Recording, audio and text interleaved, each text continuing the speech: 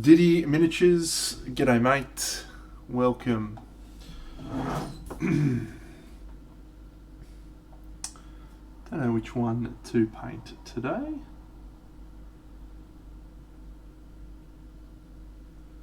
Let's start with this one. Good. Alright, Featherino. Good evening everyone, welcome to another glorious Party Monday where we will be painting little toy soldiers and having a wonderful time. Welcome Frog Jim, welcome to Party Monday. It's a beautiful day.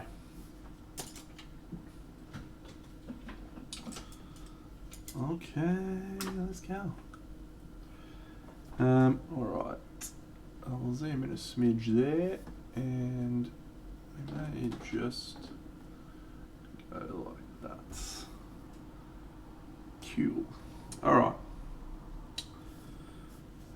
So friends, glorious day. Had not much of a glorious day yesterday. Got my booster over the weekend, and knocked me about a bit, so I unfortunately wasn't able to stream yesterday, and I was quite disappointed about that actually. I was looking forward to it, and in fact I took a bit of a breather from mini painting full stop yesterday. I didn't do too much work. Yeah, so the project is still progressing, but we slowed down a smidge, which is a shame. So I'm hoping we can get it back on track tonight. Back on track. My aim is to finish it this week. It is a lofty and aspirational goal. Actually, it's probably not realistic now that I think of it. I'm doing a stream for Word Miniatures on Wednesday night, so I won't be streaming Wednesday. And I'll have some time on Thursday. But yeah, I'm not going to have much opportunity to paint, really. G'day, Dave. Yes, I think at this stage, this weekend is possibly aspirational, but let's try for it. We'll try and finish it by this weekend. Yeah. So I will give you as a status update on the project in a little bit, but it's you know, it's pretty close. It's pretty close. What colour for these feathers, I wonder? Let's just do natural colours.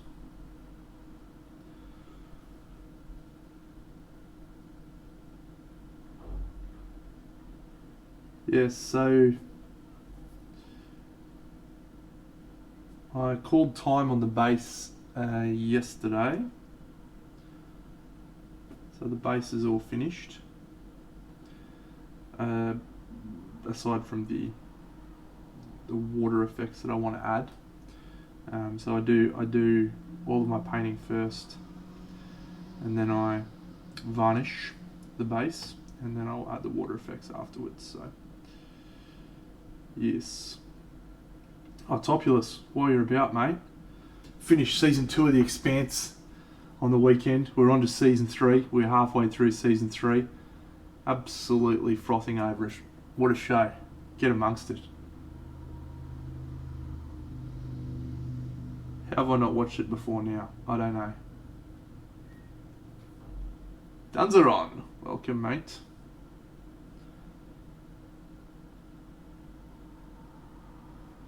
absolutely sensational. Good. They're already crazy, man. Like, I don't know how they can get more crazy, but I'm sure it will. Ah, here he is. Andrew Buckley. Yes, mate. We have a miniature painter attempting to paint something that he's not very good at. I did my first reel today. It's pretty great. I liked it.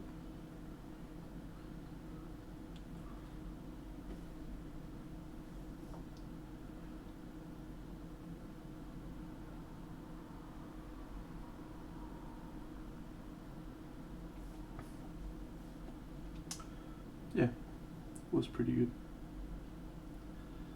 So we'll do a little airbrush over this section that I'm painting right now, just in a yellow, which should just tighten up this. You did. I came very close to starting that yesterday. Very, very close.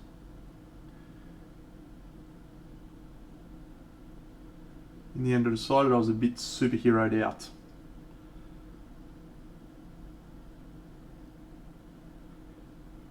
Because I recently watched all of Arrow, all of the Legends of Tomorrow, crossovers with all the other ones. So it's like, yeah, I might leave Peacemaker for a bit. G'day Captain Carp, thank you mate. It's getting baller reviews, and I unfortunately did see something of a spoiler for that finale, which is that we had some special guest stars. I'm assuming it was a spoiler, but it was great.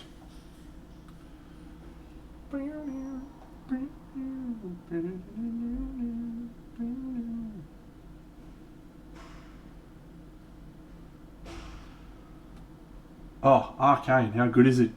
How good is it, mate? We were talking about it probably 2 streams ago, I reckon. I decided to watch it, and I blitzed through it. It was unreal. I ended up having to stop myself from watching it because I was loving it so much. I just wanted to make it, last. So yeah, I decided I'm going to paint a figure in that art style. I've even picked out the figure. Well, at the moment. Just unreal, yeah. Would recommend, have recommended it to many people now. Just said you gotta get on this shit. It's wild.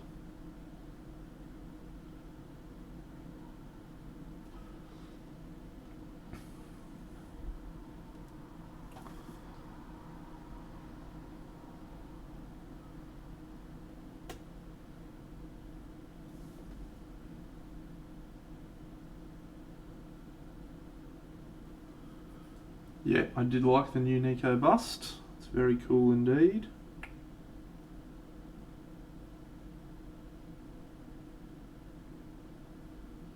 I've probably already got a copy of that coming my way, actually.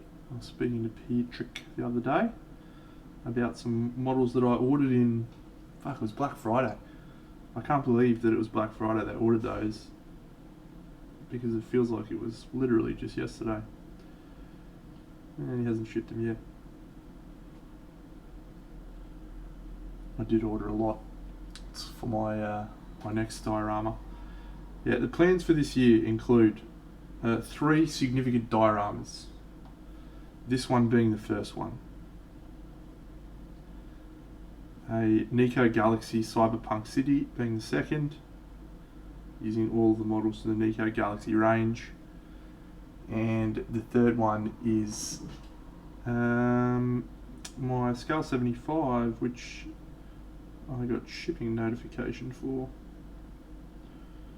I definitely will be taking a break before I move on to that, but yeah, that one's probably going to be the next big project. yeah, next up I've got some Curse City AOS models for a commission, so I'm going to do that. I've got a moon face. I'm going to do my moon face, and I don't think I've got anything else planned.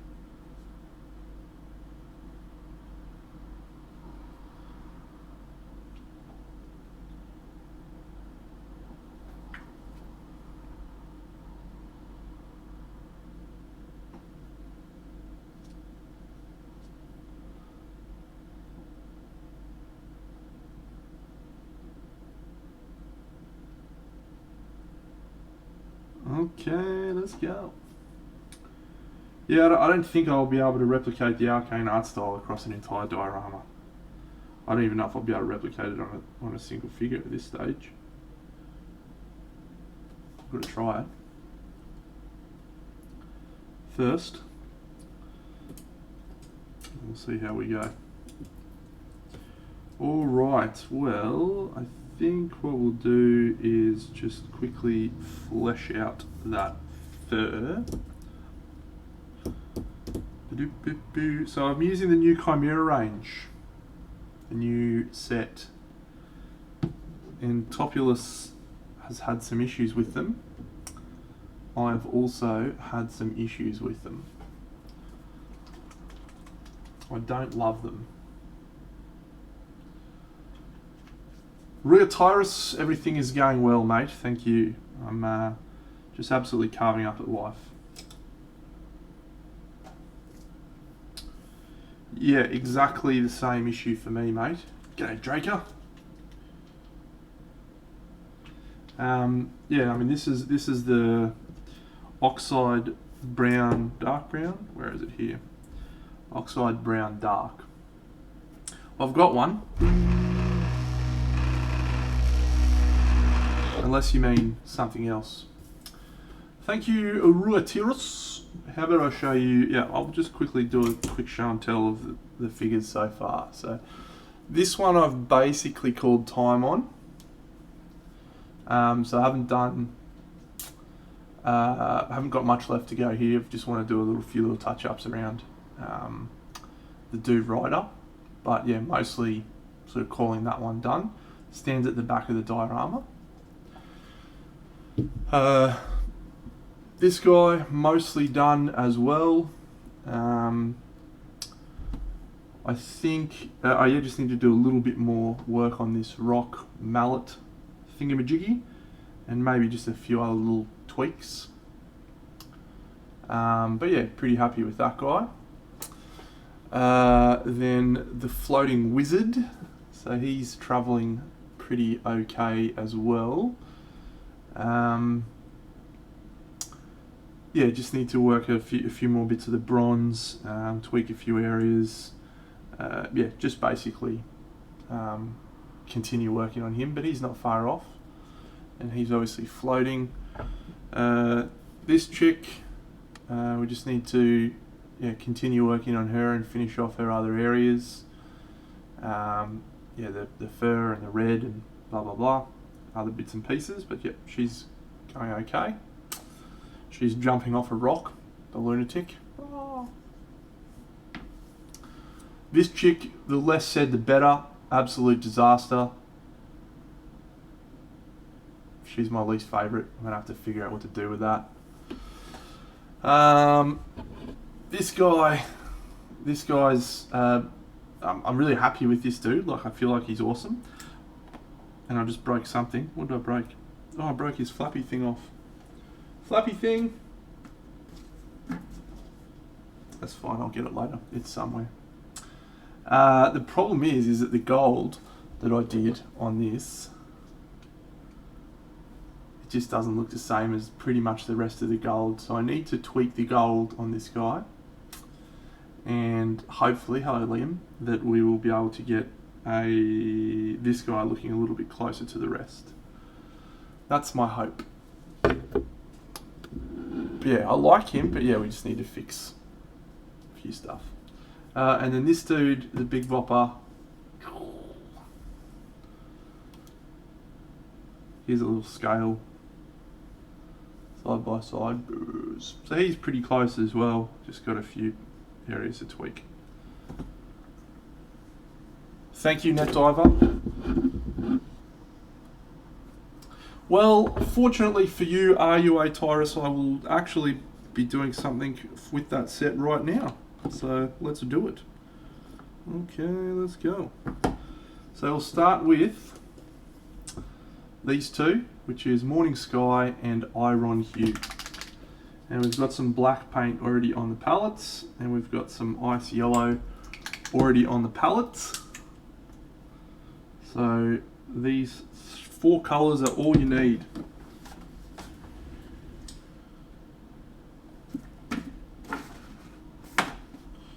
Good. Oh yeah, let me show you the, definitely lost that thing. Let me show you the actual diorama, how it's going. Nope, not that one. Nope, definitely not Adam Gilchrist. I have to go check my Twitter, I think. That was my most recent update. Yep. Just in case you haven't seen everything together.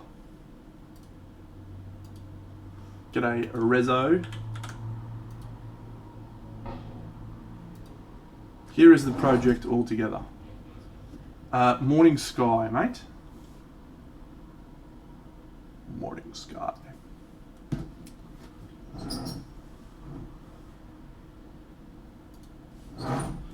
Alright, let's do this. So we're going to start with, I'm just going to do this little stabby thing. We're going to start by making it all black. G'day Jan. It is pretty big, probably excessively big.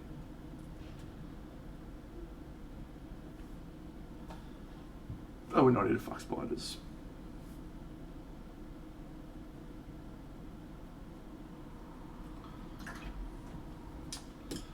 Okay, let's go.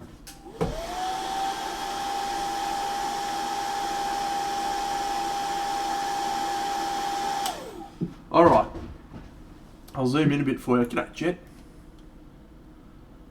So we've got a black, just a straight black. So the next step, we're going to mix. G'day, Kiki Miniatures Mania. Thank you, mate.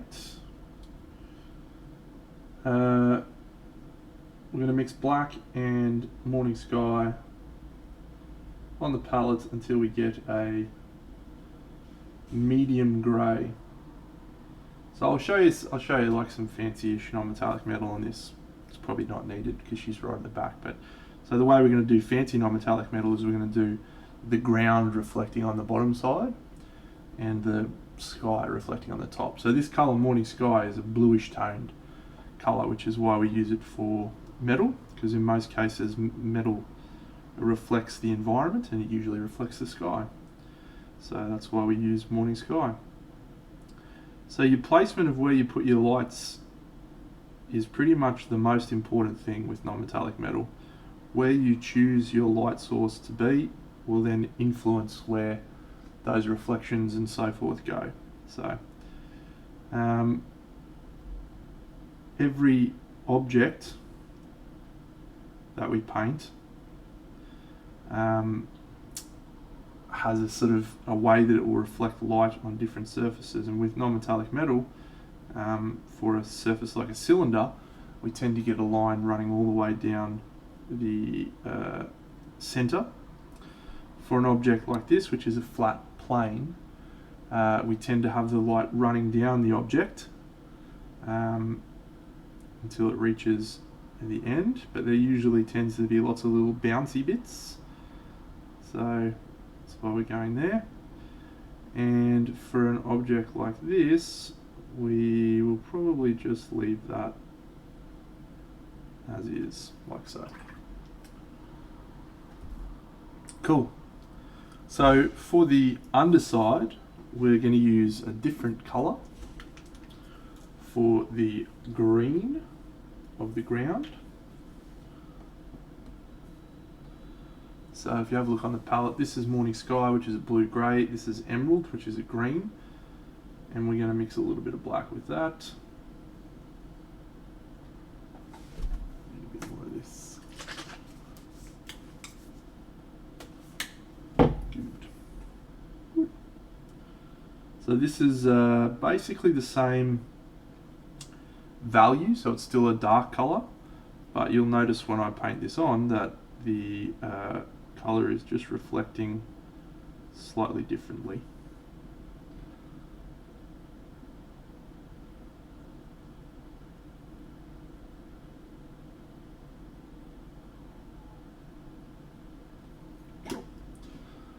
Alright, step 1. Switch to a slightly smaller brush now. Step 2, we're just going to go that exact colour, morning sky, and then emerald for our glow. So for the top, we're going to leave a little bit of that bit showing, and we're going to try and make sure we're doing strokes along the surface of the blade. Like you don't want to be going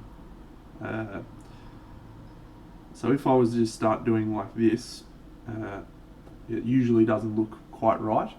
You want to follow the if it was metal, where the metal would be, you get that polished steel look.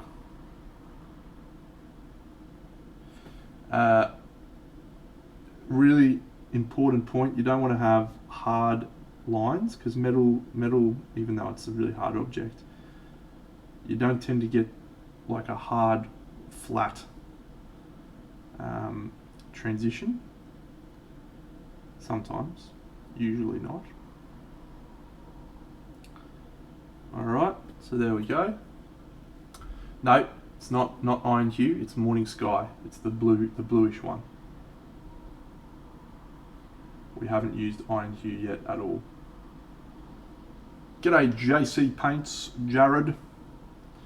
So again, just pure emerald on this one.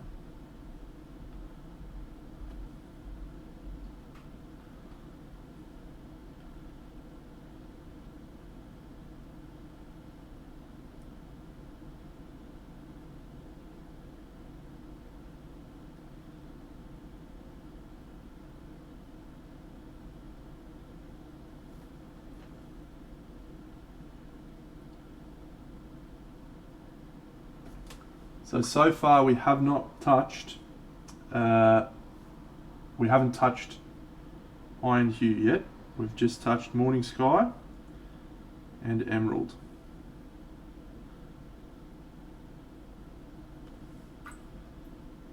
Okay, now we're going to use iron hue and morning sky. Here, let me do this for you. So this is the first step. Black. This is the next step.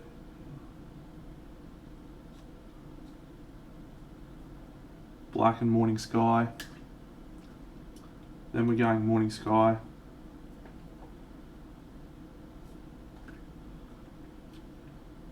Then we're going to go morning sky plus iron hue. Then we're going to go iron hue.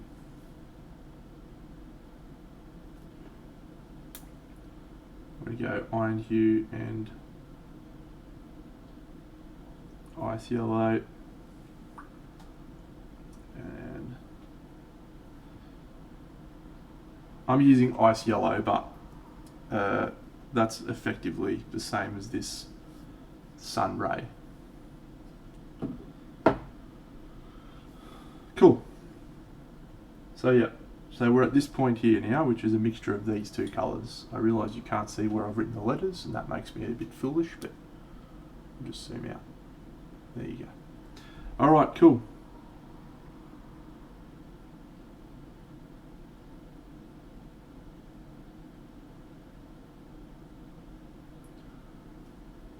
Yes.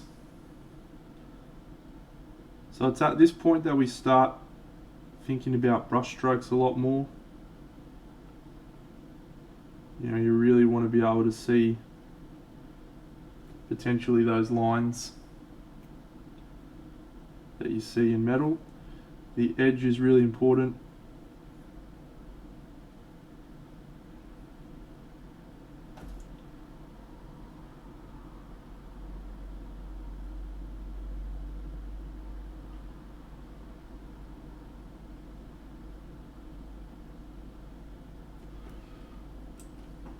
Cool.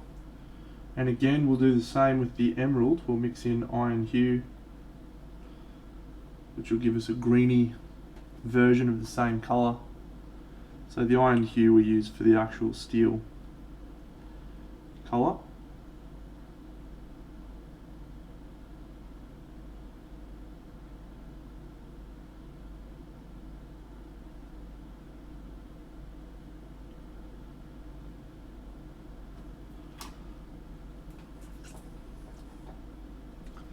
Now, straight iron hue.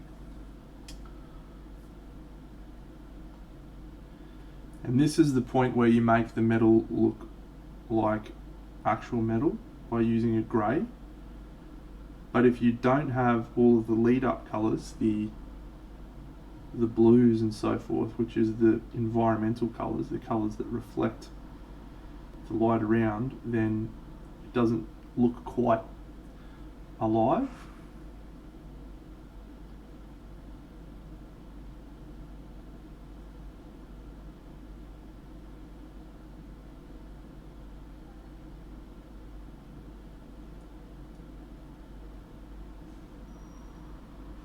And the last step is we're going to do some airbrush because I'm a fucking lunatic. Yeah.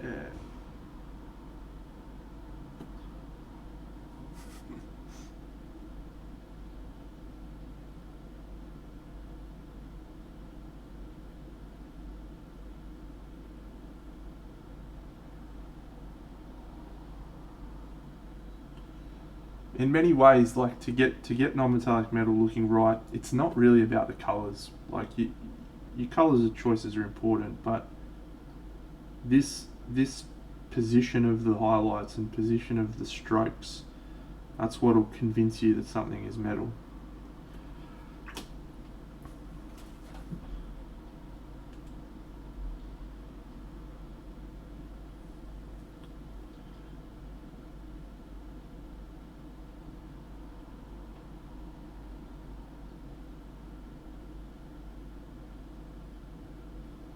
I like to draw some little lines, you know, just little scratchies and stuff, because that's how I do what I do. Dave, on the other hand, is like, he has to convince himself to make scratches. He has to actively be like, come on Dave, you can do it. Make a scratch. Come on son.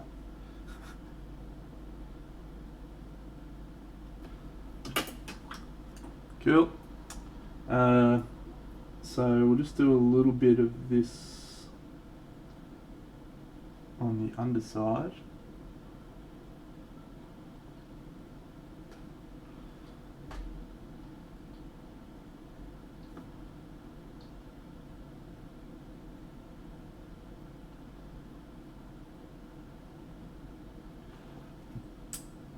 Cool. All right. So that's relatively straightforward, relatively easy to do. If you want to get magical, you whip out the old airbrush. Okay, let's go.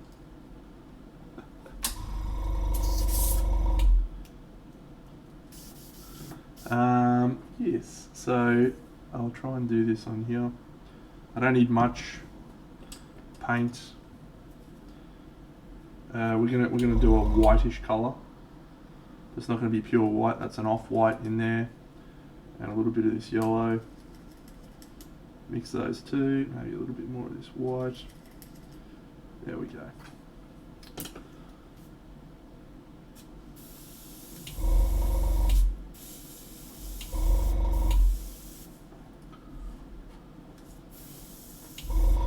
Cool. And so I'm just going to use this to soften the transitions a bit.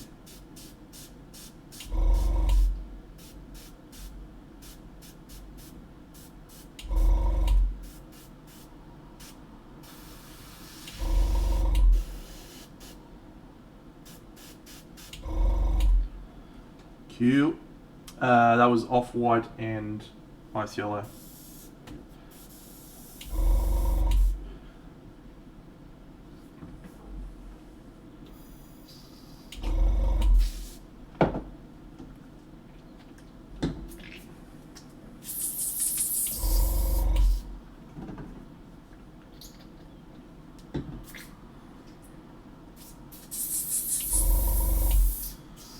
So at this point, you don't have to do this. This is sort of,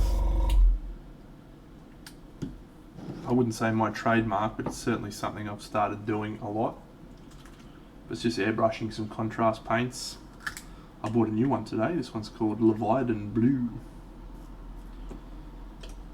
Cool. Hello there, All Might. I am always okay, but I thank you for asking. Let's see how this one looks. I don't actually know. Yeah, cool. But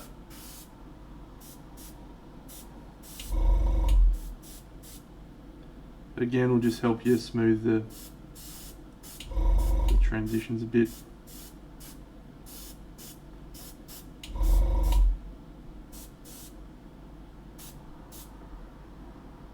Let's make it all for one, all for love.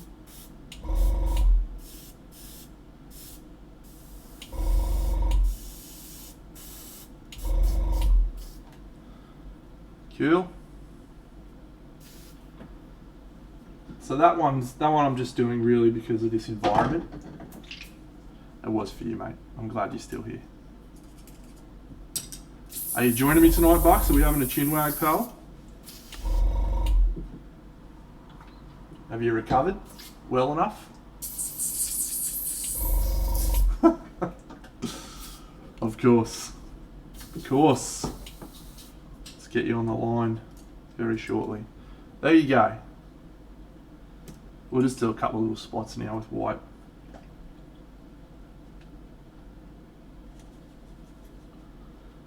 If you're not as quick as I am at doing this, that's A-okay. I don't reckon there's many people who are.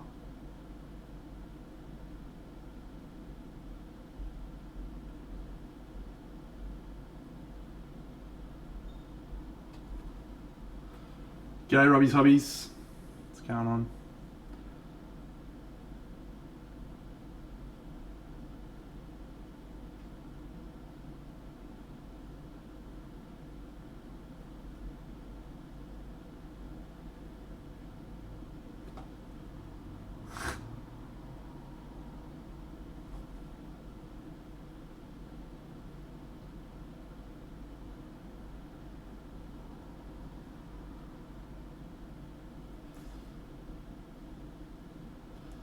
Boom.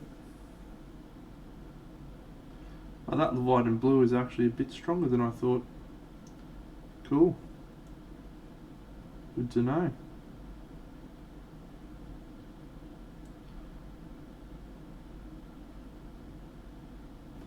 There we go. Pretty easy. Cool. Alright, now I can do the fur.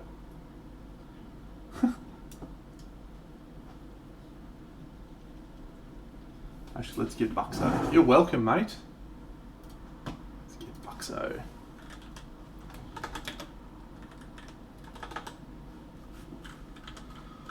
Whew.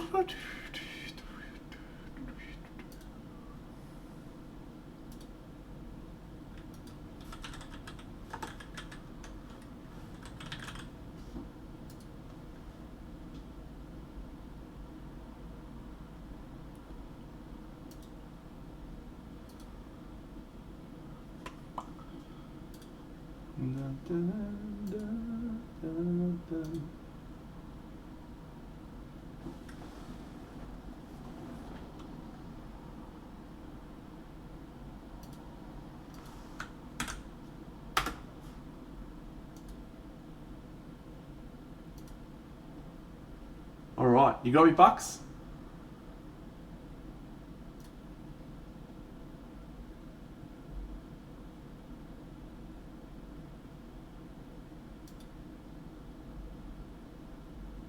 He'll join when he's ready. Probably. Alright, okay, let's go.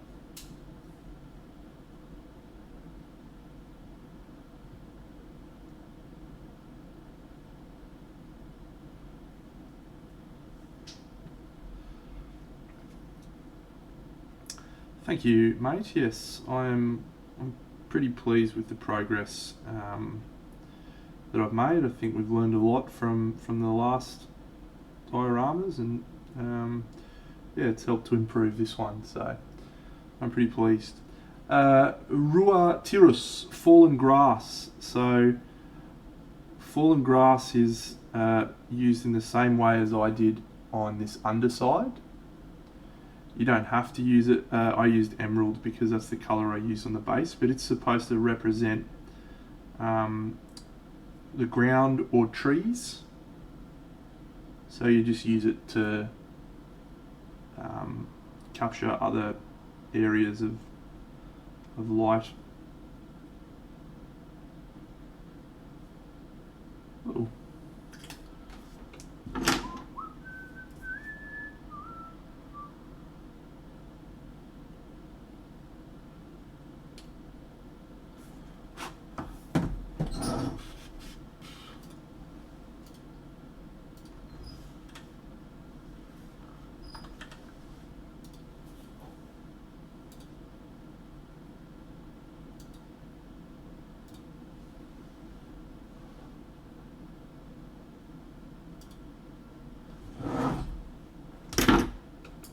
I am pleased though. We just got to find a way to finish it off now, because we have reached that point where it's getting to be a bit of a mission.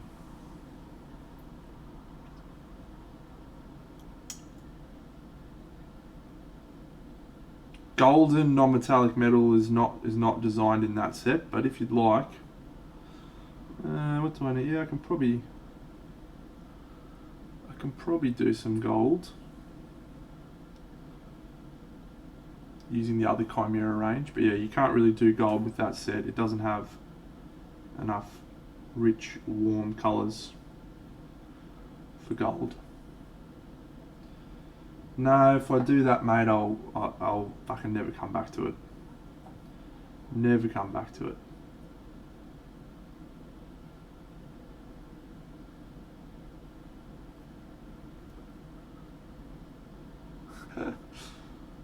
It's not that hard for me, mate. I'll happily paint a ceiling. Take me about 5 minutes. Just reach up, do that bad boy.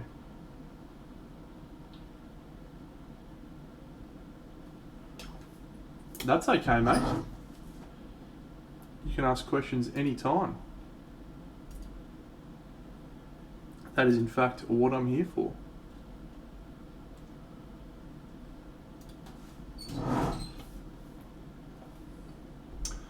Your highlights, use the last cut. Sometimes I do, sometimes I go a little step higher.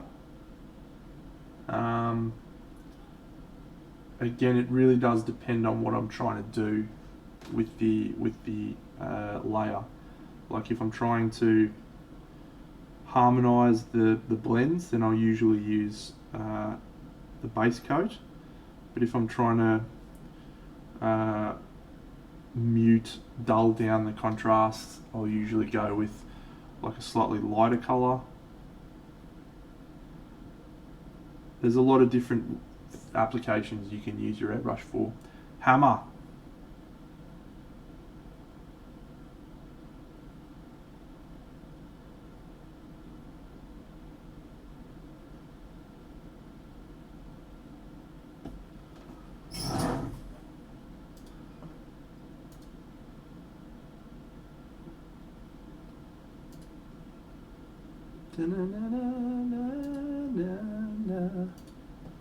Of love.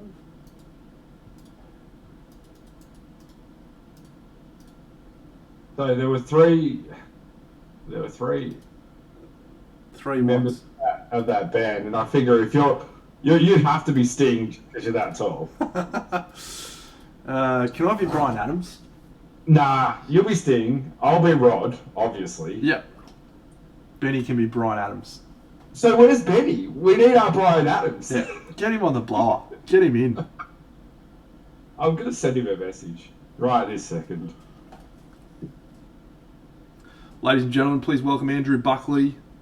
$2. Hello, friends. Onto the stream. Willing participants. Not coerced at all. No arm twisting. No Fujigawa arm bars here. Alright. Returning from a Bucks weekend. $4. Indeed. Now, you didn't stream on Sunday, but I want the stream to know you were ready. that I was locked, loaded, in a hot tub, ready to deliver a hot tub stream. Were you really? Oh, man. I was devastated, but I had my booster on the weekend, and I just... Yeah, you feeling a little bit naff? I was cooked. Yeah. So the third one does get the better of you a little bit. Yeah, got me real good. So I ended up doing nothing on the weekend, including no work on this. I was expecting to be close to finish today because I had a whole weekend of painting, but in the end I did very little. So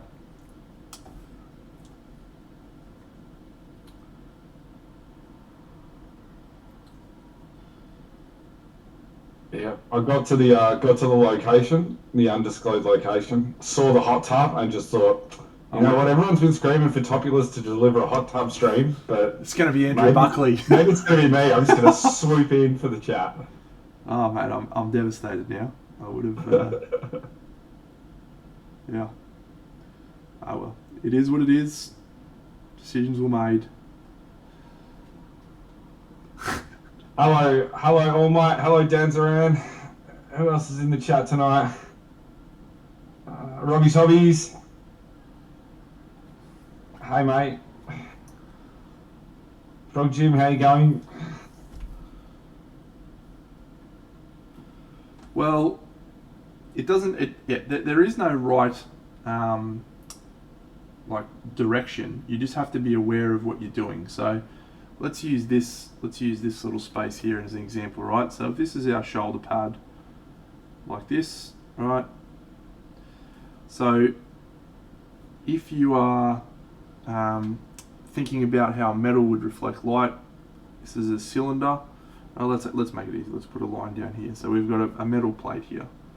So what we want to do is usually highlight with lines like this, right? Because what you're doing then is you're creating the illusion of that brushed metal. So let's go into this one now. Right, so lots of small little lines like this, always in the same direction. It's when you start changing direction that you start to get shit not looking right. And then we go into this bad boy.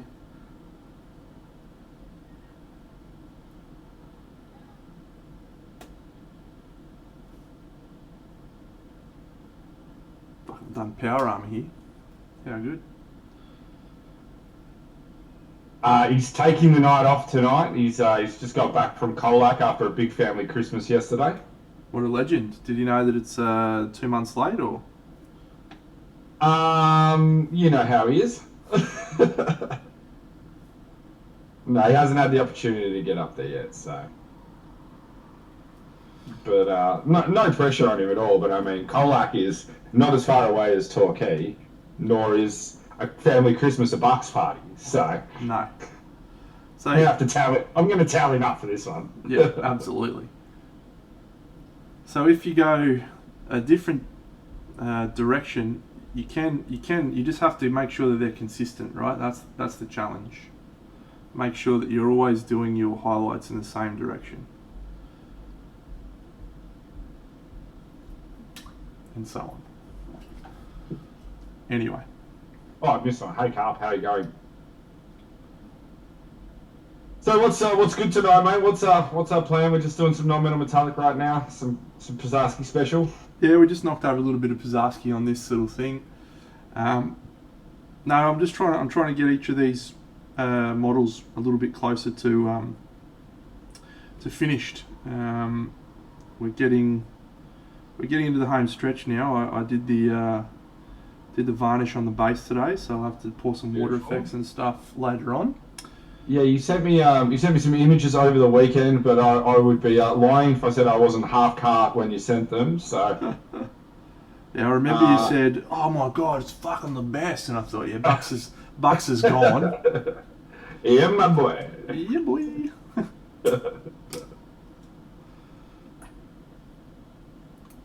And this is the Valkyrie, right? No, this isn't Valkyrie. Valkyrie's the only one I haven't done. I'm saving her till the very end. You're saying it. I just saw the giant spear and thought, No, I haven't changed the Valkyrie's spear position either. This is the one fighting the bear, right? Yeah, right up the back. Yeah.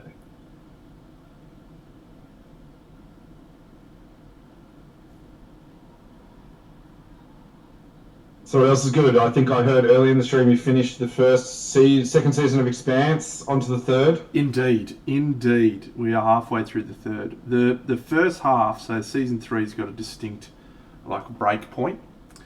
Yeah. I'll just say the ring. That's all I'll say. Yeah. That sort of is the break point. I think Amos is my favourite character at the moment. Yeah, He was always going to be your favourite character. This guy. We did call this, right? Yeah. He's a classic. He's just an absolute straight up classic. Yeah. But actually, I really like. I've really liked pretty much all the characters. Prax was good. It's a good show. I believe they actually they have Amos sort of dialed down from the books. He's a bit more of a hard nut in the books. Oh yeah, Bobby's actually awesome. So start of season 2, I was like, yeah, you were not a fan. Bobby sucks. I was like, I've had enough of Bobby. Just get her off my screen. And now halfway through season 3, I'm like, Bobby, my girl. Okay, let's go. Yeah. She wins you over pretty quickly, I think. Yeah, she is an all-timer. I'm a huge fan. But yeah, look, it's a fantastic show, and I'm not surprised. I wasn't expecting it to be anything but awesome, and it's just been one of those ones I've had sitting there, ready to go when Big Deno felt like the time was right. The time felt right, and I'm loving every second. Well, you hadn't you hadn't heard anything bad about it, or it's not one of those shows. I've never heard anyone really slam Expanse. No.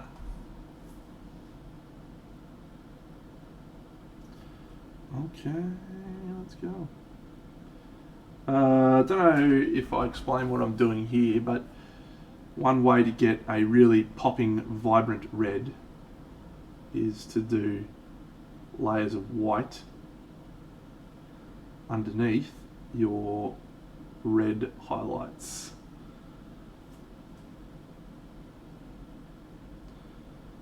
And that is what I did. Actually not that interesting really when you think about it. But it is important. Red is highlighting red is, you could probably run a whole stream on highlighting red, right? Yes. There's so many different ways to do it. You can go down so many paths. You can go down orange, you can go down peaches and skin tones. You can do this way, where you lay down the white first. I'll tell you why red is so difficult. This is a bit of colour theory for you. Not for you, Bucks, but just in general. Red is difficult because if you highlight it with white, it's no longer red and it's pink. Yep. And if you highlight it with yellow, it's no longer red, it's orange. So if you plot every colour on the value scale and you go, yep, black is a 0 and white is a 10, red usually falls in the 5 to 6 range. It's usually about a mid-tone. And so yes. when you paint red on a normal model, and if you don't highlight it, it'll just float around that mid-tone range. And so usually what happens is red just looks under-highlighted. So the way that you get around that and have it still look like red is exactly like what I just did there. It's less true for the other primary colours than it is red. It tends to be the same with purple a little bit. But yeah, you mix white with yellow and you get a lighter yellow. You mix white with blue and you get a lighter blue. but pink is a distinct colour that's different, that you notice is different. So, any thoughts to add to that, Bucks? No. I think that's, yeah, you're on with that one. And it's also like, a fun thing about red, like going the other way into the shadows, is you could do quite a lot with red in the shadows. You can do greens, you can do purples, you can do blues, like. Yeah, well, the two ways of getting red that looks like it's got enough value shift is highlighting the way that I've just described, g'day Abe, or shading all the way down to your darkest value. So you have really, really dark shadows, which makes the mid-tones look more vibrant. Yeah. Which I think I've often sort of gone down that path. Yeah. That's probably the easier of the two paths. Yeah, it feels like less of a balancing game that way.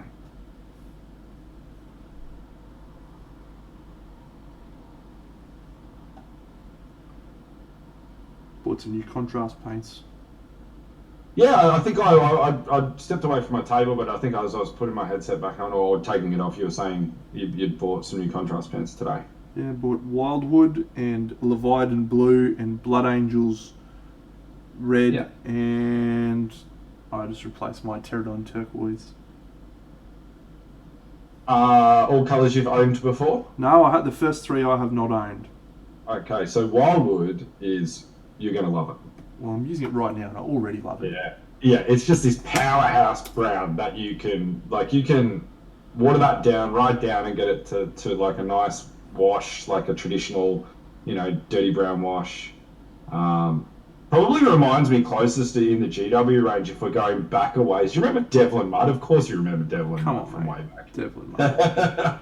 It reminds me a bit like that when it's... That's not going back, mate. Going back is chestnut ink and flesh wash. That's going back. Well, that is definitely going back. I mean, we could go back further, and we could go back to the days of colours like bilious green. Bilious. But alas, that's not what we're here for.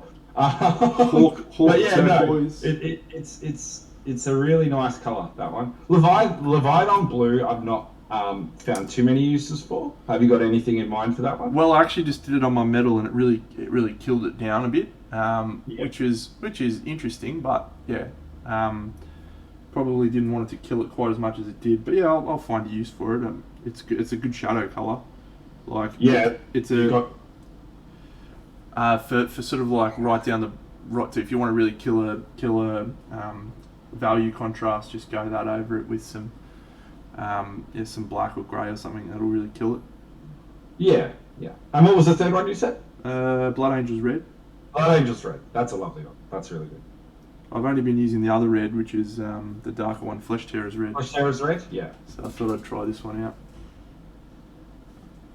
Yeah, Flesh Tearers Red is really nice, actually, just to do, like, you can get that down to a glaze and just put it all over anything like a red cloak, and it kind of harmonises everything really well. Yeah. I've been using that for, like, tinting skin colours and stuff. Yeah, nice. Foolish Monk, I personally haven't had a chance to play around with the new Speed Painter contrast equivalents. I've seen a lot of people doing videos for them on YouTube and whatnot, so anything I would have to say would just be second-hand information, if redundant. So I'm in the same boat. Yep, same boat. Haven't tried them. Trust most of the internet people's opinions. Oh, Miniac's Kickstarter starts in a few weeks' time. No, weeks' time. No, 4 days' time. I'm going to go get the models. I painted the models. You can have a look. Bring them out.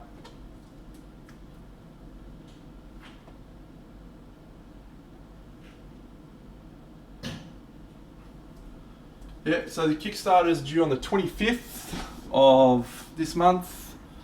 I got a couple of figures to paint in a special advanced screening because I'm a fucking celebrity. How good is it? Oh yes, I got this, and I got a really cool paint container thing, paintbrush holder. Brush wallet? Yes. I'm trying to be gentle so I don't break my models. Fuck you, Deno. Open, you fuck. Open Did sesame. Miniac design them all as well? I'm pretty sure he would have been he was the one leading the brief and all that. So this is actually a cool design, right? Like, I really think, because this is, that's a really cool design. So I will use this when I travel and I need to take my paints with me, my paintbrushes with me. That does not happen frequently, but when it does, I will. These were awesome. Didn't love her all that much, but loved all the others. Particularly this both the front ones were awesome to paint. Just 10 out of 10. Enjoyed them. And Andrew actually saw these in the flesh, didn't you, Andrew? Yeah, I did. We had these at Crimson Brush. We got to see these early, and it's a really nice little Bobby D. Yeah, I've been sitting on those for like 2 months. I finished them mid-December. I finished them a long time ago. Well, it is what it is. No, they're really nice. Like the front two especially. I'm a bit of the same boat. I think it's just with the back one, the what looks to be the sorcerousy type one.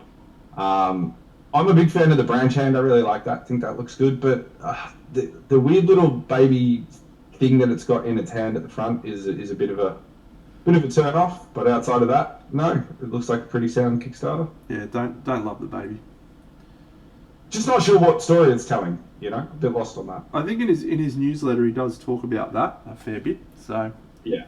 Oh, I probably should read the newsletter. But I'll obviously be posting them on the socials and all that sort of stuff over the next few days in the lead up to the Kickstarter. But yeah, I mean,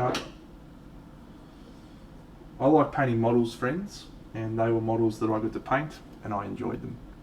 So that is all I said I would do for Scott. I said, Scott, my man, you give me free models and I'll paint them. And I will talk about painting them. But I can't promise you that I'll say nice things about your models. And then I got them and I like them. So I've said nice things. Has your League of Extraordinary Gentlemen's arrived yet? My Marvel United one? No. Your trade. Yes. Christmas trade. Yeah. Yes. I got from Aaron Lovejoy. I got a little demon dude that he painted from a Kickstarter. Nice one. Yeah, it's pretty cool. Dave's model actually arrived. He sent over those orcs standing in front of that sign. I don't know if you remember the one. Quarter paint got him. Yeah, quarter painter got him. Yeah, exactly. Yeah, I saw that, and then I was like, oh, Dave's uploaded some more photos of this. And I was like, oh, hold on. Wait a minute. That ain't Dave. Well, it was interesting. So, I'm going to message Quarter Paint and just get his thoughts, because we fucking gave him a silver for that. Yeah, you tailed him up on that one. I tailed him up. You tailed him up hard on that one. But you did, and this is, if you felt otherwise on that, I'm going to say that Dave produced two miniatures in the same scale at later points in his journey through his NMM studies, and the two that came after it absolutely towed up. Shat on it. Yeah, shat on the orc. Yeah. So when you put them side by side, you go, well, we can't give that a gold when we're giving these two golds because this is not at the same standard. There's probably more effort put in that in the orc. Well, that's maybe not the right word, not effort. Nah, I don't reckon. There was more detail that he painted on the orcs, but yeah, Imelda and the vampire were just objectively straight better. So yeah, they were. Particularly the vampire was really, really good because that was the whole focus of that particular piece. Yep. And then for Imelda, there was just a really lovely balance, I think, of really good non-metal metallic with everything else.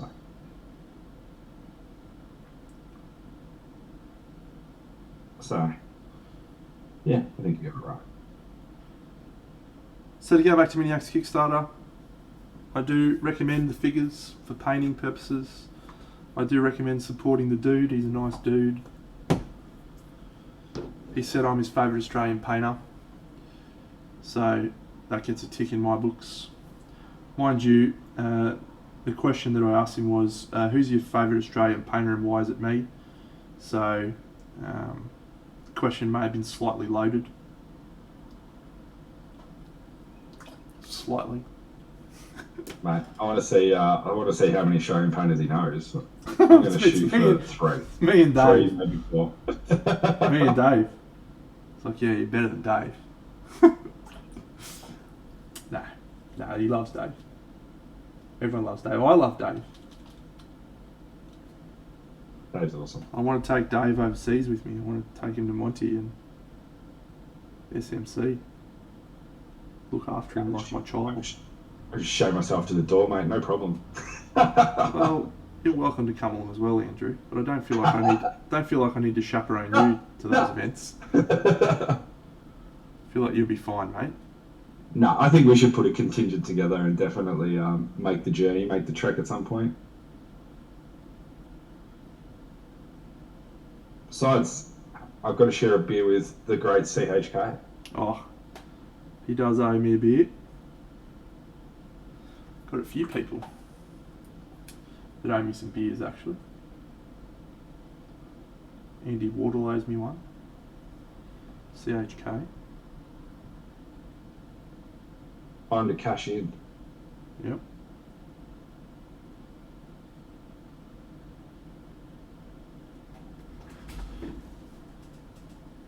So we're definitely going to finish this last tonight, right? That's easy. This chick?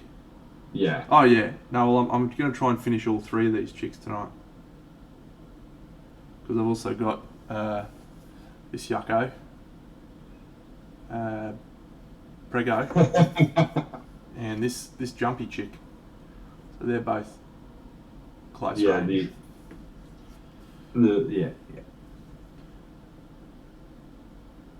Yeah, how are we rescuing pregs? Don't ask me. How are we doing it? Yeah, I've got no clue, mate. I really have no idea. I've just got to start painting. So I'm definitely going to change the hair. Like I think the hair. Yeah, I don't like that orange at all.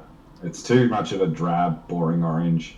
So there's 2 issues with the hair, right? The first is that the orange is such a colour that I've run throughout all of the Romans that it just makes it look wrong, like it's just jarring colour. Yeah. So there's that, and then the second issue is, like the robes that I ended up painting just came out rubbish. So yeah, she sucks. Oh, we should be able to fix it. Just got nothing for us. Come on, you got to have something. I got nothing for it. It's just a fucking. You know, I was pumped for that model too. I was like, yes, this model's going to be awesome. It's just fucked. I can't get it. Sometimes you just can't get models, eh? Like, I can't figure out. Absolutely. Yeah, I think we've all run into models like that where you're like, not for me, or just I'm not working out on it. I should have got the one with the chariot. You know, my initial plan had both the chicks on the chariots in the diorama instead of the smaller versions. I was like, yeah, chariots. Chariots of fire. It's a good decision not to do that. I'm back to sculpting more bricks tonight. Are you?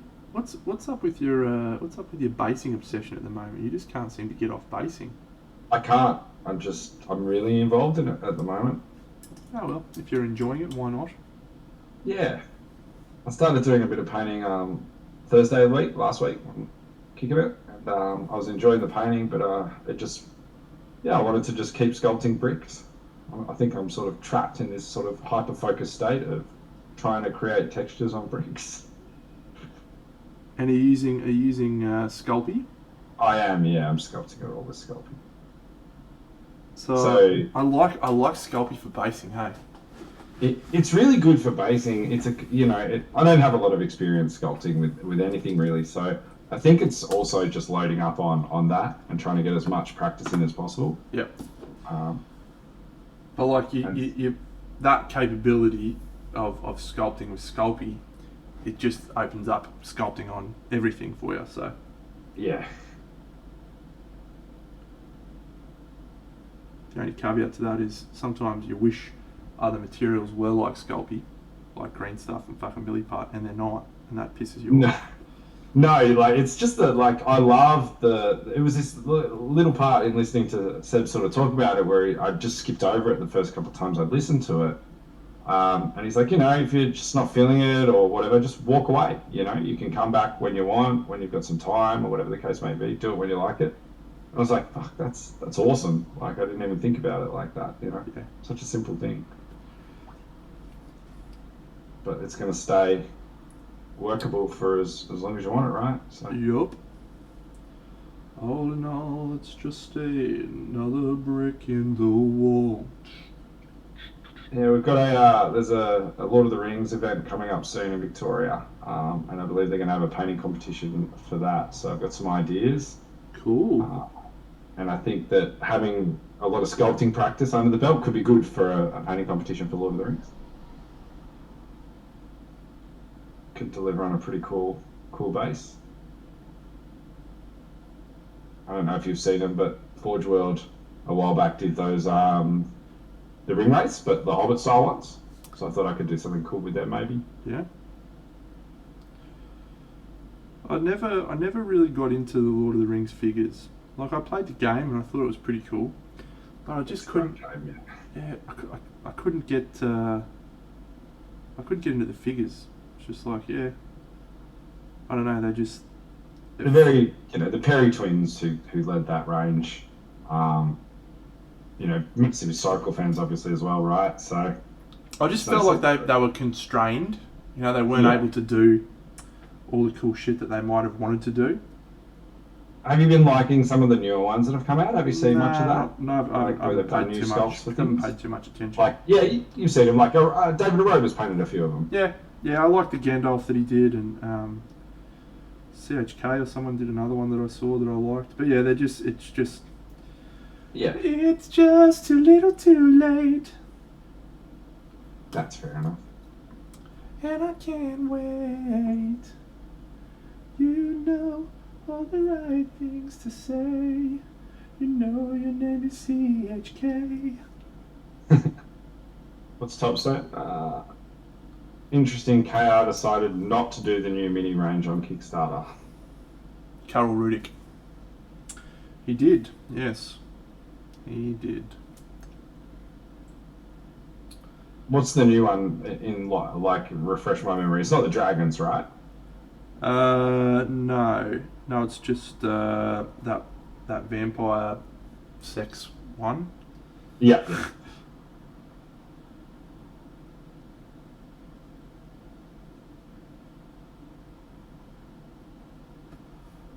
Looks good.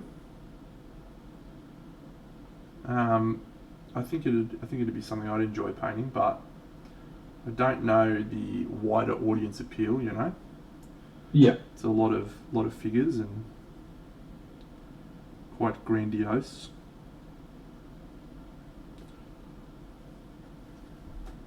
Children of the Blood Moon. Thanks, Rebel. Rumble in the jungle.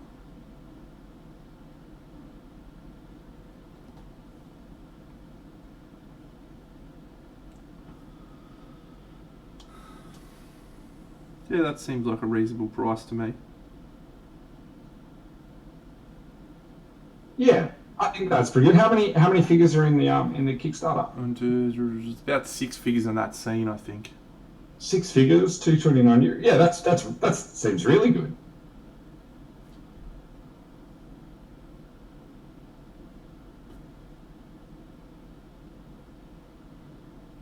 I put an order in for some Hera stuff. Yes. Which ones did you get? So I got the new werewolf. I know you weren't so much on that one, but I decided to go with it. I got the bust version of the limited edition Orc rather than the 75mm. Yep. And I believe I got the Orc Academic. Oh, yes. And Locke. I quite The- like Locke. is that the He's dwarf? the Viking. The Oh, yeah. the barbarian with the Yeah. stuff growing out his shoulder. Yep. Yes, Hera are quite magnificent. Probably them and Black Crow are my favourite manufacturers at the moment. Yeah, they've both been on.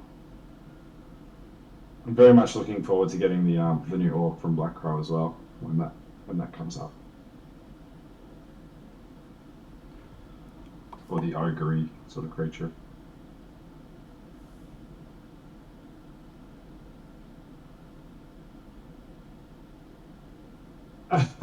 You put a big order in, did you, Jared? Give us the list, mate. I'd love to see what you're about to sink your teeth into. Oh, actually, Jared, while we've got you here, why don't you talk about your latest piece that you posted some pictures of in Oz Painters, and what things you think you took away from the feedback from Crimson Brush, and what things you may have changed or what was running through your mind when you painted it. If you feel like, you don't have to, but yeah, I just want to. Is that the journeyman Wolfen? Yes, I think. I really like that. Save some pictures on Instagram from that one. Painting Tough's good.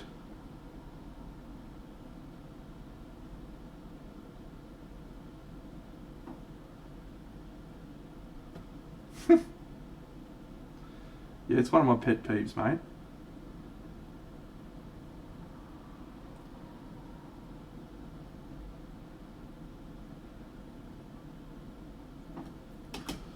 Yep.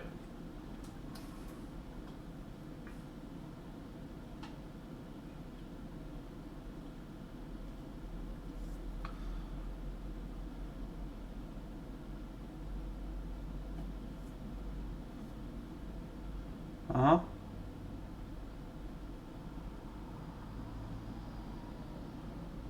Move the transition from dark to light.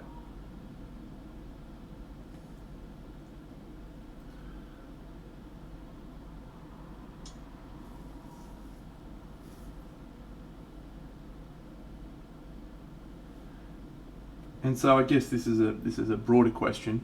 Do you feel like that helped the figure? Like, did you get to the end of the figure and go, oh yeah, this is awesome, I'm really happy with this piece? Or were you just like, oh fuck, that was a challenge?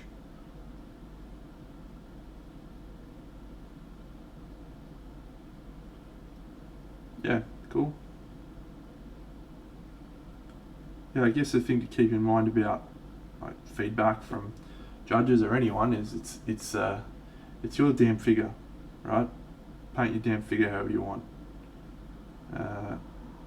I'm not always right with my feedback or with my thoughts, and neither's Bucks and neither's Seb, although he's probably right more often than I am.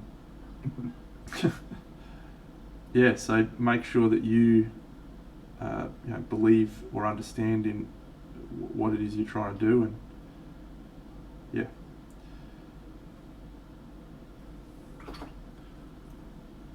Yeah, I think Seb's thrown a good one around before, which is like when you're doing miniature bases, you want to squeeze a lot into a small space. You want to kind of create as much of that atmosphere and story around the model as you can, but you want to keep it to a relatively small space so that you maintain that immersion. Yeah. It's one of the interesting things about bust painting versus figure painting, right? Like when you're painting a bust, you are telling the story with the painting. You're trying to evoke an atmosphere or give people an insight into where the model exists by the painting decisions, and that's fun, straightforward in some cases, and then really challenging when you get quite deep into the painting. But when you've got a figure, half of that's story's already told because you've got him on the base that he's standing on. Him, they, whomever. But you then have a separate challenge, which is how do you get that base to be just as interesting a story as the model? You know, what elements do you need to consider, and how do you paint things to be a little bit more, considering the focal points and all that sort of stuff. So yeah, it's interesting challenge. So you got the Wolf Rider, Barbarian, the Standing Orc, and Goblin, and the New Dwarf. Yeah, nice. It's a fairly good list. I'd love to know, like, general consensus of the chat is like, what's the preferred sort of medium? Like, do we have more bust painters, more miniature painters, more like sort of scaled up 75 stuff? Like, what does everyone love most? Or if you just love everything equally, then you just love everything equally. All the things. Yeah, I expected that from top immediately. Oh my god, JC's going to do a possible diorama. What? Oh, let's go.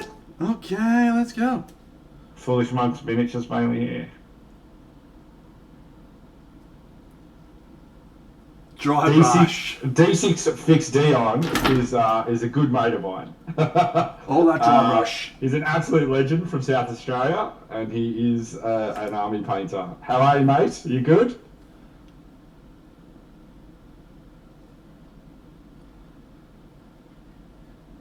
He has a YouTube channel that actually specialises in a bit of Lord of the Rings stuff. So, awesome. Well, welcome to the channel. D6 Fix Dion. Hopefully you're not too much of a friend of Buck's, otherwise you and I won't be friends.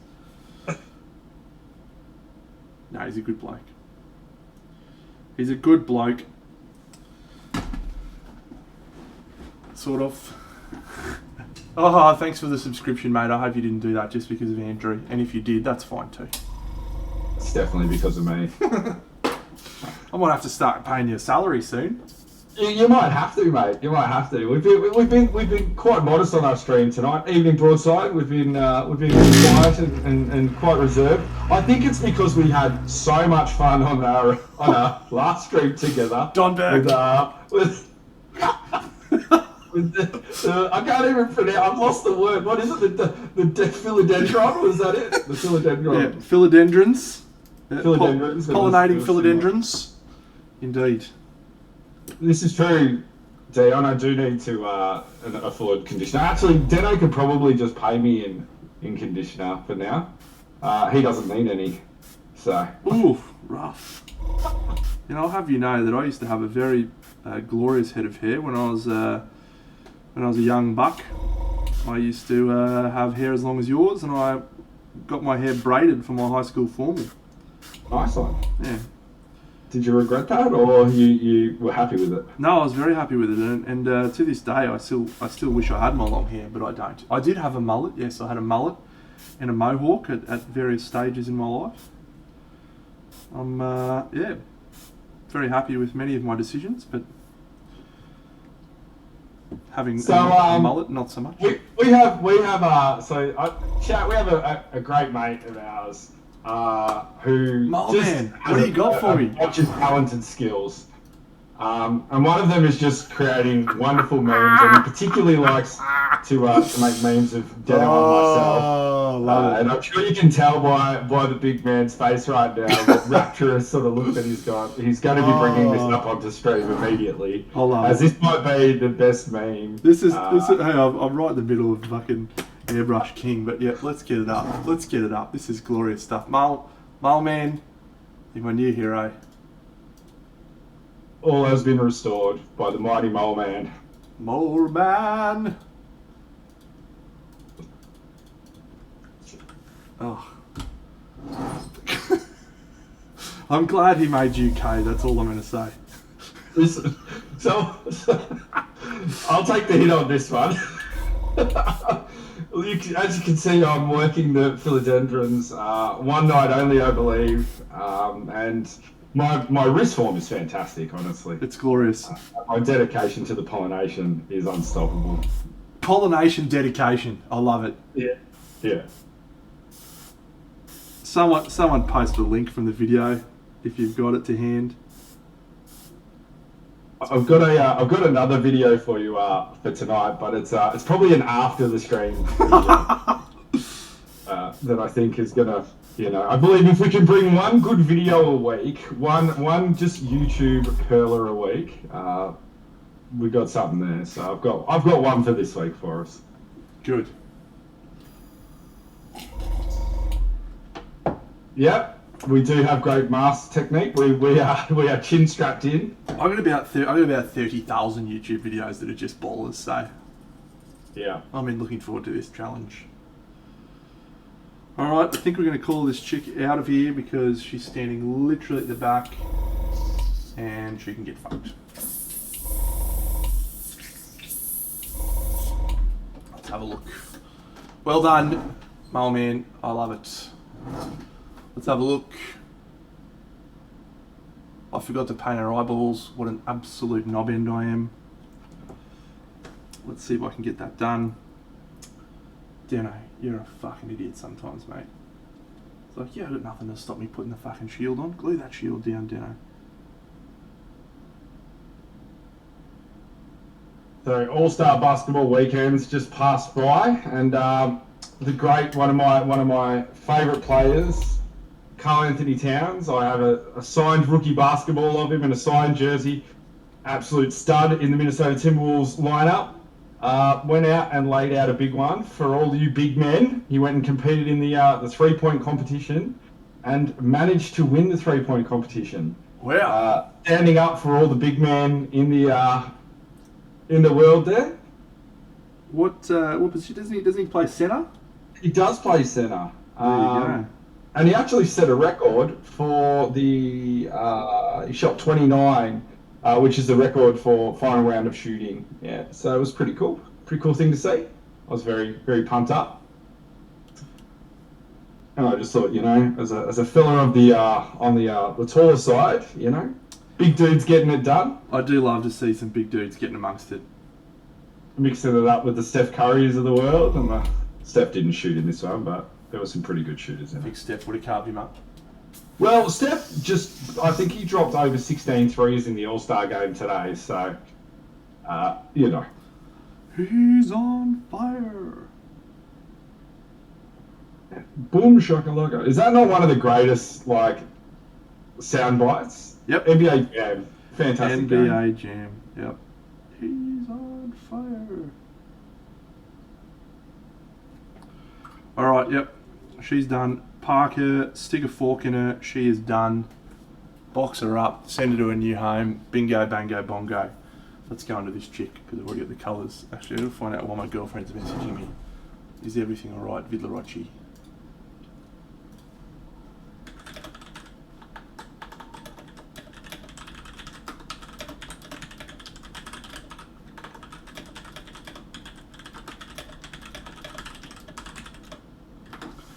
Love clicky keys. Clicky keys. Okay, let's go. Look, friends, for those who follow me avidly on all forms of social media, and I know that there are many of you, you would also know that I'm a very, very keen board gamer and miniature gamer. Mostly board games these days, but miniature gaming in the past. But there is a new Kickstarter that just got announced in the last couple of days that I'm absolutely frothing over, which is called Kingdoms Forlorn. So I won't be putting the link in the chat. It's only a board game, so if you're not really interested in board games, it's not going to do you much chop. But it looks very, very good. I am very, very keen on the concept of the game. It's modelled after Kingdom Death in a lot of ways. It starts out with some intrepid heroes, but whereas Kingdom Death's set in a body horror, weird kind of place, this is in a more traditional fantasy world. And one of the things I like most about the concept of the game, obviously I haven't played it or seen anything else other than the Kickstarter, so is just that you each take control of a knight, a hero. So in Kingdom Death, you always take out 4 explorers, and it's probably one of the weaknesses of the game is if you have 3 players or 4 players, and each player takes control of one dude, your one dude can just get his head chopped off at the drop of a hat. And that would be me. Like very early on in the piece, just fucking whoop. Oh, it's not looking good. In the very first fight that you do, which is against the White Lion, which is called the first story, you usually lose, and when you don't know the game, you usually lose 2 of your 4 survivors, sometimes 3. And you have the possibility to just outright everyone die. And that is very bad. I played it with my mates, my gaming mates, and they literally 2 of them died in the first 2 turns of the thing. The lion just came over and bit their head off. How did they take that? Were they okay? It was hysterical because on the next action, one of them shot the lion's dick off. So this is all things that can happen in Kingdom Death. It's a wonderful game and I highly recommend it. But yeah, it's outrageous. I feel like there's like a monologue similar to Clive Owens in Shoot 'Em Up. If you're going to shoot the lion's dick off, there's going to be a bit of a like, you know, I was aiming for it. You know, I'm not a fan of it. Get rid of it. So I do like that movie, by the way. Love a carrot in the eye. Love a carrot in the eye. Yeah, so Kingdom Death, great game, fantastic fun, terrible multiplayer. Terrible because of that. And as you progress in the game, you actually have more instances where you don't die in fights, but your hero can just get killed in a random hunt event where he's just out walking around trying to find the monster that they want to fight, and it's like, oh, a rock slide falls on him and he's dead. You're like, what the fuck is going on in this game? Well, Kingdoms Forlorn takes that concept of having 4 dudes going out on a quest and a hero mission quest thing, but it's then created this new game mode which they call solo operative. So you can just play by yourself and you can have like little dudes that come along on the quest but don't actually participate. And you can also take your hero and go and play in someone else's game. You can drop heroes in and out. It's like that's pretty cool. Yeah, that's a super cool feature. Are you? By the way, you're more of a fan of cooperative versus adversarial games? I like a little from column A, a little from column B. I like games in general. Really. Yeah, it's nice sometimes to play a co-op game. I tend to play adversarial games with my girlfriend because she likes going hammer and tong. Yeah, generally, probably more adversarial than co-op, but we do enjoy co-op game every now and then. But yeah, the art style, I don't know, Top's just saying it's very Dark Souls. Wouldn't know, never played Dark Souls, but if that's what you say, then count me as someone who likes that art style. Looks good.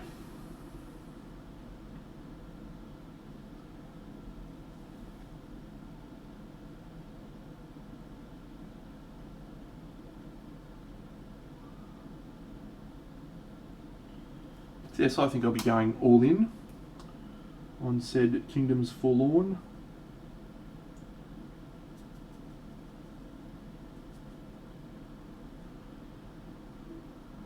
When's that due? The Kickstarter is another 3 weeks to go, and then it'll probably be 3 years before it'll turn up. Beautiful. So just enough time to finish 15 dioramas. Yeah. But you expecting me to slow down a bit, are you? No, that's actually increasing, mate. That's going from 3 years. That would be 5 a year. So I'm expecting you to put 2 more on top of what you're already doing this year. Fair enough. Fair enough. When's Yarns of the Elderwoods coming out?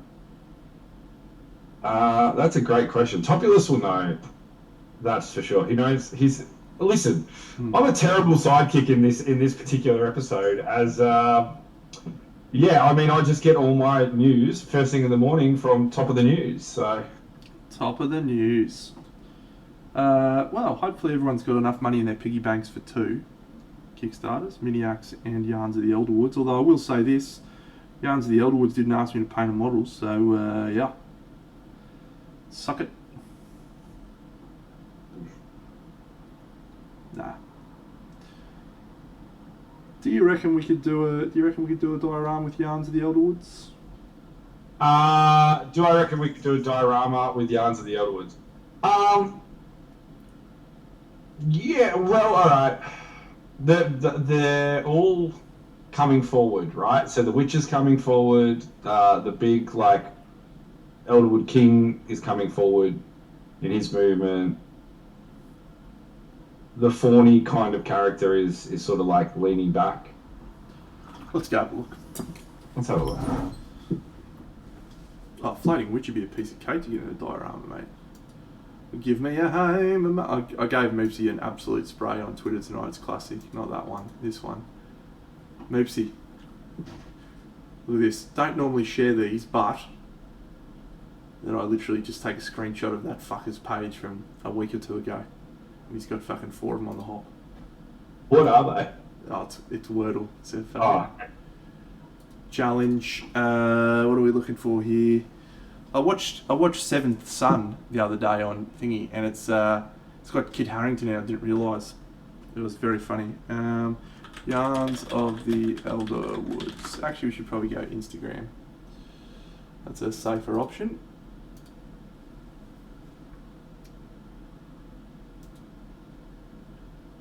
What a name, by the way. Whoever Sandpaper is, rough.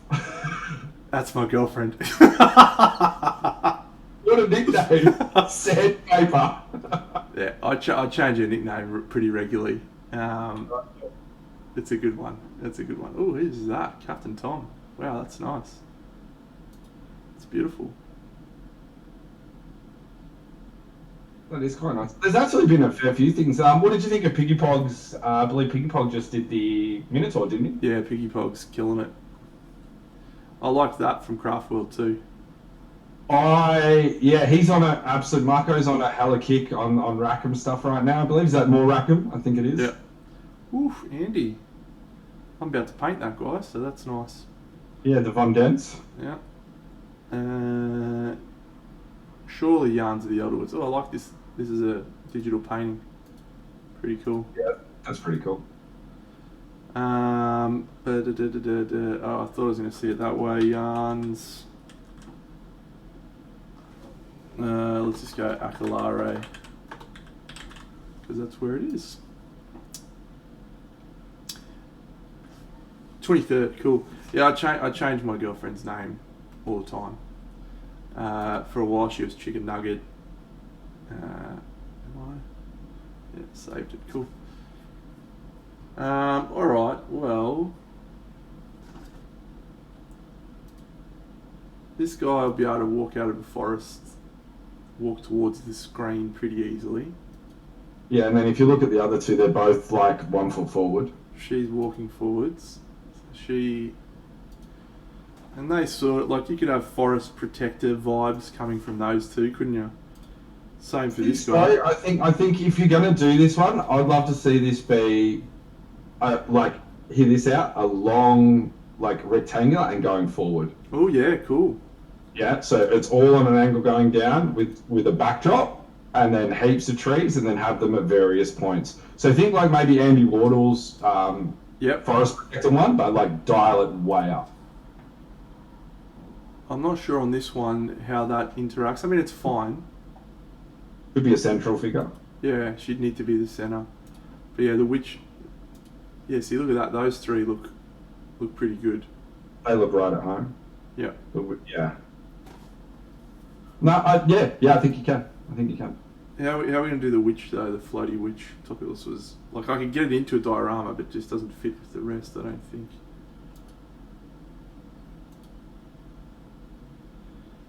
Am I going to start streaming? I don't have any plans, Frog Jim, at the moment to start streaming. No. I'm happy for the moment just popping on here and having a chat. I also kind of like the idea of conversational streaming with someone. I don't know if I'd go well just talking to a black hole. I've just enjoyed having you. I was going to say someone else on, but it's probably fair to say I've enjoyed having you on. Yeah. Because you actively try and improve the conversation and bring something else to the table. So. Yeah. But yeah, it gets challenging when you're just talking to yourself. Yeah, maybe at some point I could get a camera sorted for what I'm working on when we're on stream. Maybe that could work out. We could get something like that together. I can do that. Yes. If the stream would want to see what I'm working on, but it is Deno's stream, so if he's No, I'm not fussed, mate. We'll bring whatever you want on. Bring as many. At the moment, you would just see me for the last 2 weeks sculpting bricks. Show us them bricks. So I'll happily show you my bricks, Topulus. Oof, nice. Top, has Anna decided if she wants to come and move in with Big Deno yet, or? I assume you've pitched her my idea. Beautiful place, Australia. All right, well. Yes. And I got to see a really beautiful. I've not been to Torquay for 20 years, mate, and definitely a lovely place. Would recommend. It's quite a lot like your end of the country, I think. Ez would have a great time with me, mate. An absolutely great time. I'm wonderful with dogs. You should see me and Hugo together. We're best friends. Which annoys my girlfriend to no ends. She rubs the wrong way about it. One of the reasons we call it sandpaper is that I rub the wrong way all the time. Is Hugo a bigger fan of Deno, is he? Loves it. I'll rock up and he'll just lose his absolute brain. Fucking bouncing around. My girlfriend went to Melbourne for like a week. She came back, we picked her up from the airport. Hugo and me had a real nice time. And he just sort of was like looking at her and he stayed on my lap. He didn't want to have a bar of her. Oh, that classic, like, you know. Oh, you're back. Well, no problems.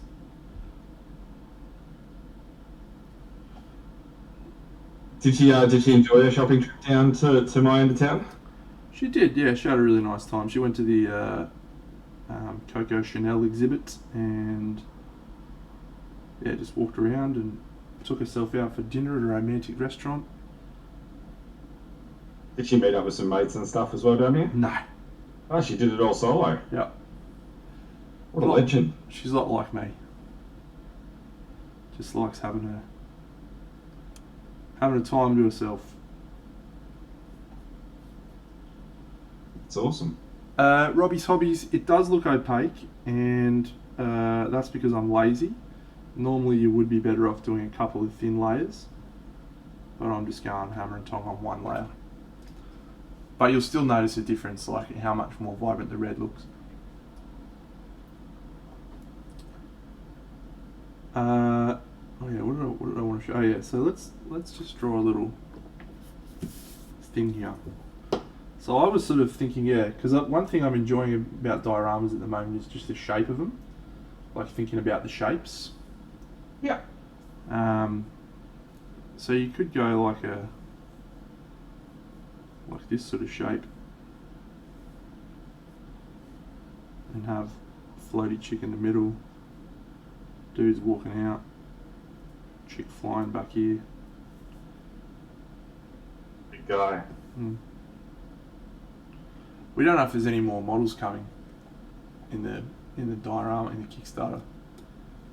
Yeah, I don't know if you need to do a full Kickstarter one. You know, like you've already teed up a couple of full Kickstarter ones this year. Yeah. I actually like some of the smaller ones. I really enjoyed the Icewind Dale one. Obviously, I'm a massive fan of the and probably still my favourite is the Wizard of Oz. And even the Chaos one. I mean, that was pretty much the whole range for the hero. The Chaos one was awesome. But it was only a 5-model one, right? So. Yeah, the Chaos one was awesome. That's my favourite one I've done. But yeah, Wizard of Oz is easily probably the best one. Just painting a bit of cardboard for no reason. Wow. some tornadoes there. Actually, tornadoes. These tornadoes have got me sold. These are the best tornadoes. Nah. Tornadoes is the technique of the past, mate. Stipple glazing's where it's at. It's hard to keep up. I pulled these guys out the other day. I'm sculpting some fucking arm. I'm sculpting this arm. Can't be fucked waiting anymore. Nice. They're still pretty good, actually. They are. Haven't changed since I painted them. They're pretty good. I need to fix this guy's beard colour. Which one? The one at the back there? Yellow, yeah. Make it a little bit more rich. Have I thought about doing a 32mm diorama? No, I've not.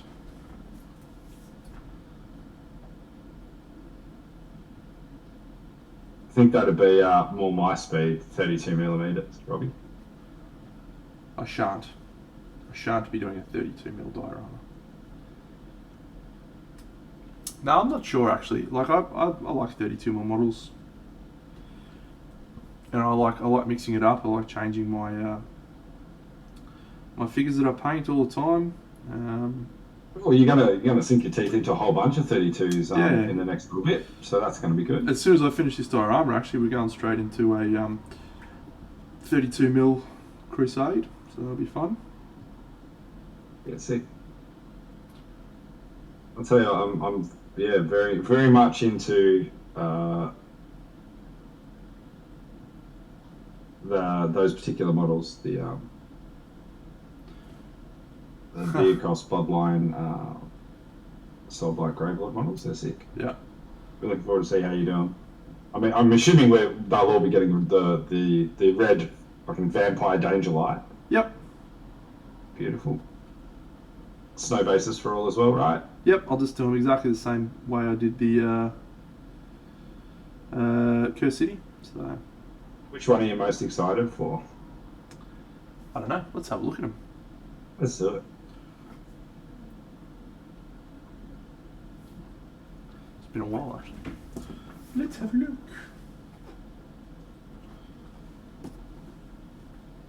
There's a question from Robbie's there for you, mate. Did you ever play New Descent? Oh, do you know, actually, I bought them, I painted them, and I just never got around to playing it, and I ended up selling it, or trying to sell it. I haven't sold it yet, but I tried to sell it. There we go. These four, I think that's all. Mickey Jags, I did not watch the dunk contest. I literally watched one dunk, which I think was the dunk that won it by Obi Toppin, and said, this might be the worst dunk I've ever seen for a winning dunk, and then did not watch any more. I think the conversation last year was about getting rid of it, and I think they should probably just do it at this point.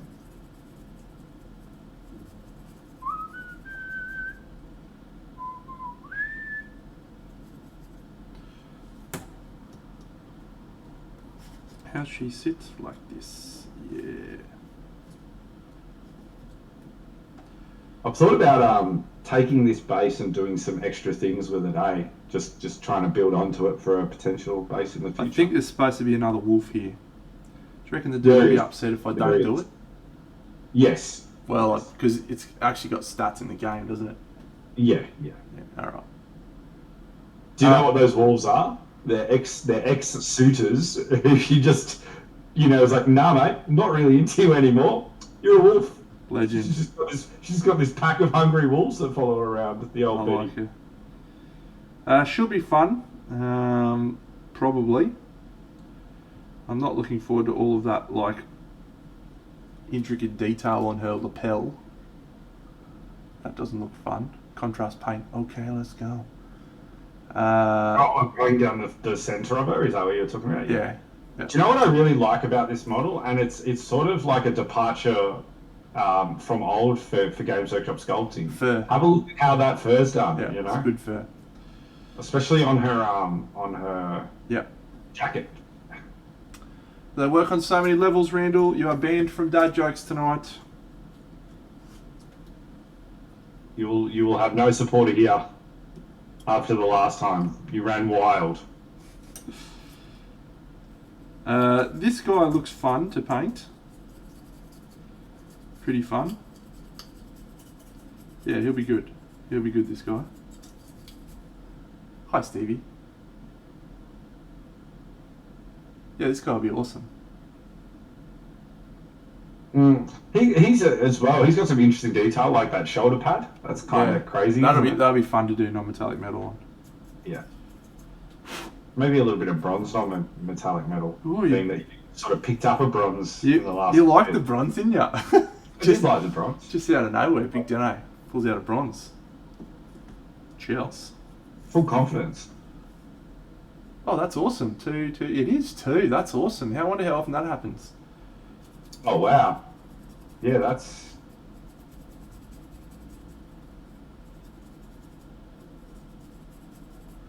I'd guess one every 100 years, probably.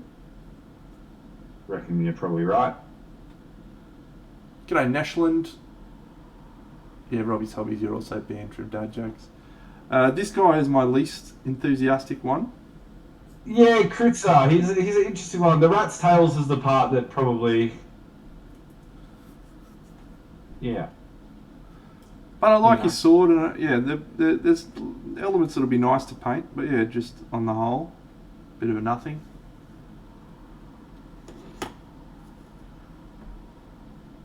Great figure. Staunch. Both of them are really good, aren't they? The Mondens, the staunch. The crossbow is really cool, yeah. Awesome. And then this chick, which is probably the best model. Really, this is the one you went for most. Well, no. I said this is the best model. Yeah. Because it's that balance of look at the amount of detail versus, simplicity. The composition. It's just like perfection. So I think she'll be fun to paint, but I also think she'll be probably the hardest to paint. She would be quite a nice display piece, wouldn't she? When you think about it, when you like, because she's kind of a bit windswept, which means you could get her up like high, give her some elevation. Yeah, I'd love her in a 75, eh? Yeah. It's a fucking awesome. Give us 75 and bus range Games Workshop. Yeah, do it. Get it done. So yeah, that's next project after this diorama, which hopefully will be in the next week. It might not be.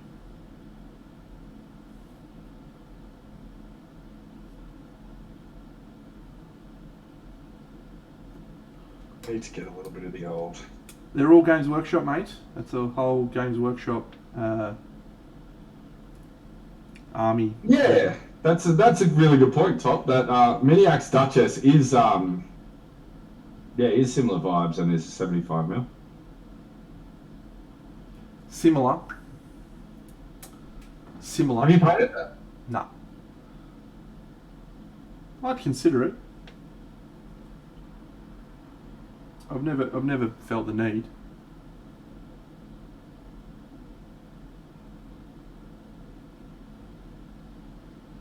But I've considered it. My Arthur and Merlin arrived just before I went away. It is Party Monday.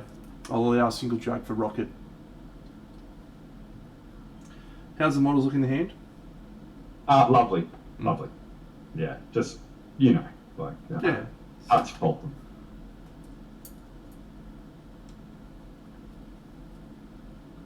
Probably much better in the hand, to be honest, than the digitals.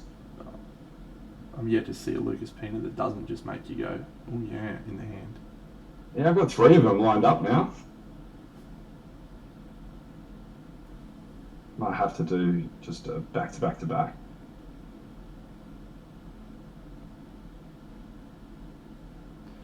Which ones you got lined up? I have Mercenary Goblin, Arthur and Merlin, and the Miner, Dwarf Miner, that I picked up. I really like a Kong. Very much want a Kong. The Kong is magnificent. I believe that Casey might have one, spare one.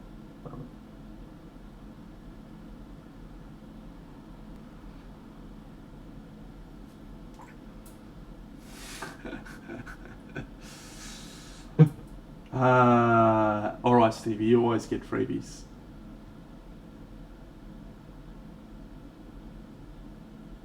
It's getting hot in here, so take off all your clothes. I am feeling so hot, I'm gonna take my clothes off. It's getting hot in here, so take off all your clothes. I am getting so hot, I'm gonna take your clothes off. I actually don't remember any of the other lyrics. I feel like those are the only important ones though.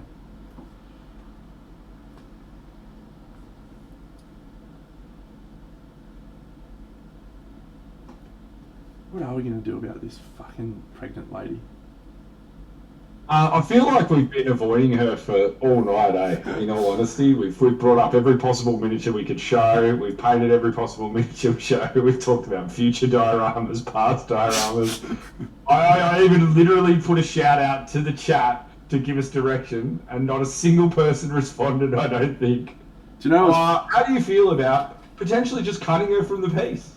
Do you know what's interesting is I realise if someone just dropped into the stream for the first time and they heard me say, what the fuck are we going to do about this pregnant chick, eh? That probably comes across slightly incorrect, slightly wrong. It's this chick here, friends, I'm trying to figure out how to paint her. Yeah. I don't have any aversion to pregnant women. Abort her. Come on now. Yeah, I'm not sure. So we're going to try a few more of these chimeras. Oh, I don't know that song by Kelly Clarkson. Of course you do. It's her first song, wasn't it? It's the first one on the show. You watched all those reality shows, didn't you? All the singing shows when you were younger. I watched some of them. Kelly Clarkson's changing her name.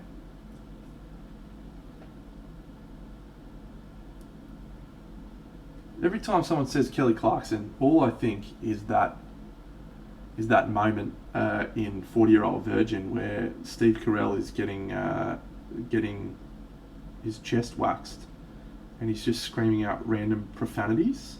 Yeah. He goes, motherfucker, piss bucket or something like that, and then he just goes, Kelly Clarkson!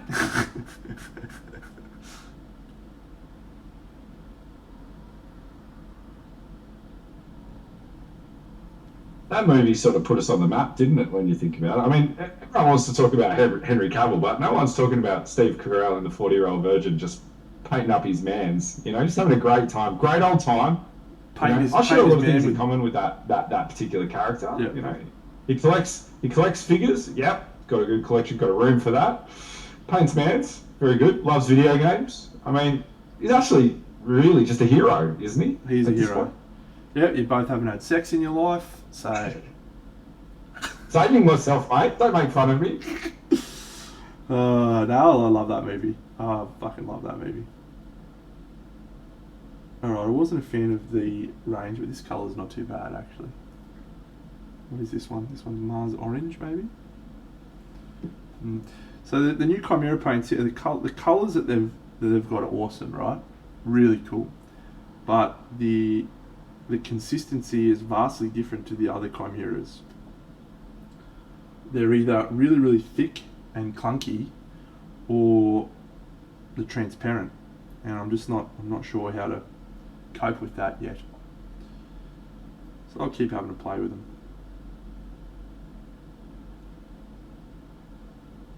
Have any jumped out? Have you played with the teal yet? Yeah, I did play with the teal. It's okay. But yeah, so far the ones I was most excited about was the browns, because I was just like, oh yeah, give me some more Chimera browns. I fucking love browns. Give me some nice, interesting, rich, deep, powerful browns. So that I've got another option other than Rhinox hide. It's been doing a lot of work, and it's done a lot of heavy lifting in its time, Rhinox hide, hasn't it? It has, but nothing, no dice. They're all unimpressive. Yeah, Cain Velasquez.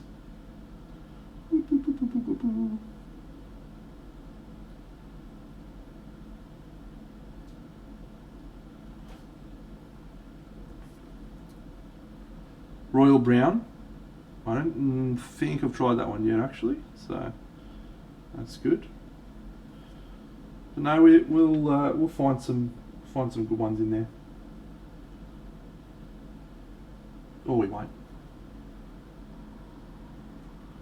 And that'll be fine, and we'll just go back to the trusty old Rhinox hide.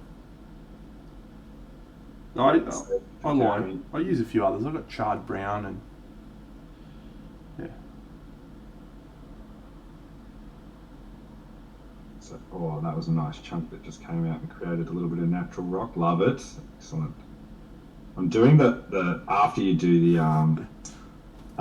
your initial blast of white spirits and then your texture, like the reshaping of all the rocks. That's awesome, hey? Yeah.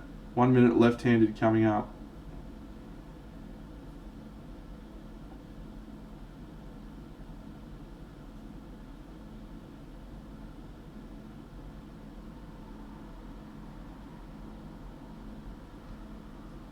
Yeah, charred brown. Did I say sharp brown? No, I'm pretty sure I said charred brown. It's a scale colour. No, it's a Vallejo game colour. Yeah, I have that one actually. I've used it a couple of times recently. It's got a lot of purple in it, doesn't it? Yeah, it's pretty nice. There you go, 1 minute of left-handed painting. Well, I certainly wouldn't say that I find it easy, but I don't find it too hard.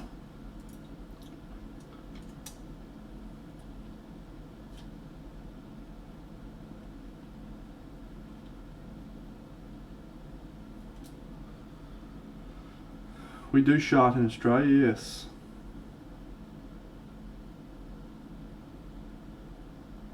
Sharting. Yeah, it's a pastime. Yeah, we do it for fun normally. Competition sharting. Uh-huh.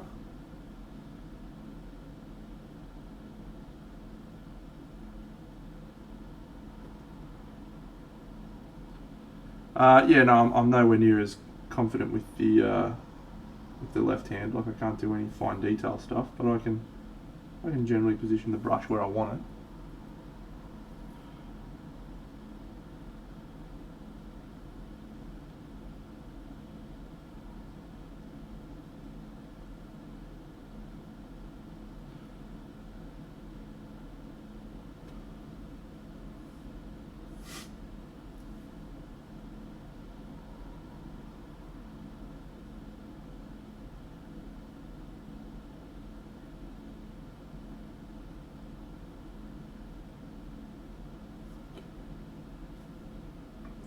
No, that was my left wrist.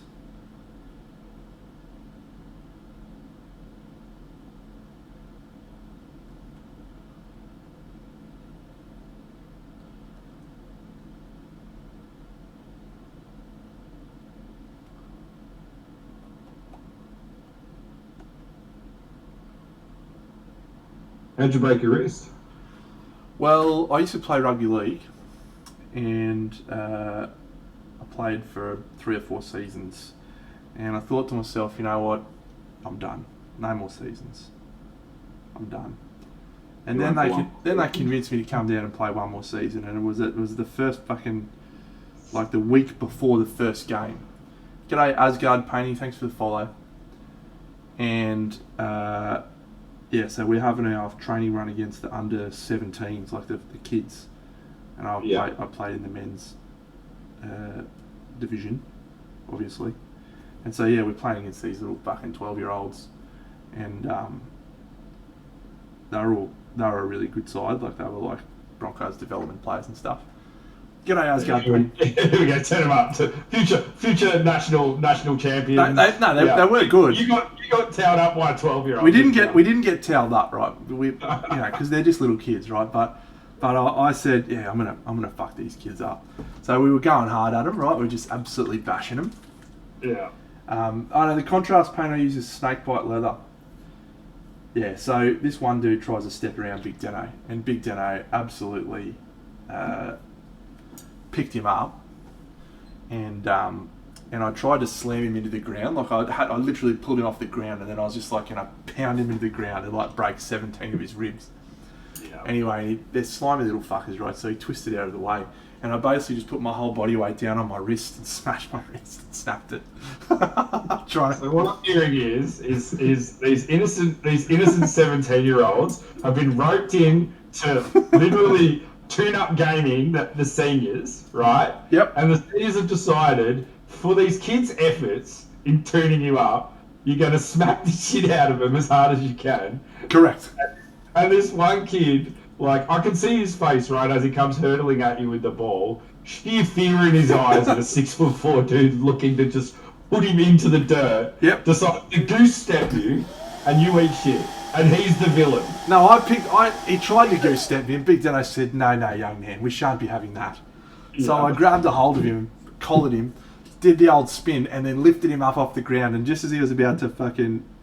He broke free. Yeah, by Grabthar's hammer, you shall be avenged. He just twisted out of the way. Just twisted, little fucker. So yeah, broke my wrist. It was a couple of weeks before my 30th birthday. Oof. Had my big birthday party where we played ping pong. I played ping pong with a broken arm. You like a bit of ping pong, don't you? Yeah, I like ping pong. Not very good at it, but it's fun. They had a ping pong table where we went for the Bucks. It was hot property. Yeah. It turns out it's that kind of game that a few beers, every fella comes out thinking, mate, I got a bit of ping pong under my belt. I got some ping pong in me. Let's go. Yeah, well, that was my Bucks party as well. We did ping pong at my Bucks party when I got married, before my wife left me.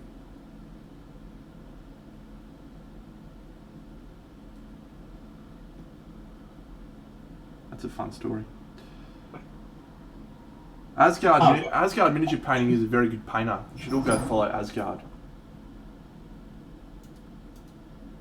Well, one time a long time ago, back on a forum called Wargamer AU, I did actually get banned because we did a pitch invasion in the 40k section. I was a fantasy gamer, and we just decided one day we're going to go and do a battle report in the 40k section and just make it all up. Yeah. And it was this glorious battle report, right? Had models from all sorts of stuff, and we used the old vortex grenade. Was it called a vortex grenade? The one that just could blow up the whole army? Yeah, like it could suck everything down. It was the old Apocalypse one that came back. We had one of those. Yep. So that was good. Nice. We did reminisce about Wargamer AU last stream, didn't we? Yeah, got banned for 2 weeks. It was glorious. I think that's a bit stiffer. I don't think that's a bannable offence. Well, look, I was a serious pest, so yeah, I've been known to be a pest on occasion. Just like to stir up that pot a little bit, which I'm sure would shock many people today. That I was a pest.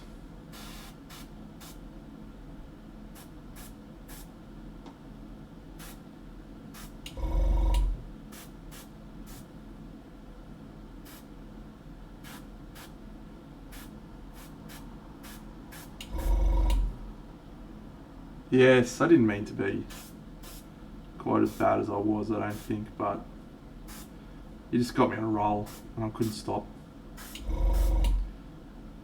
You know.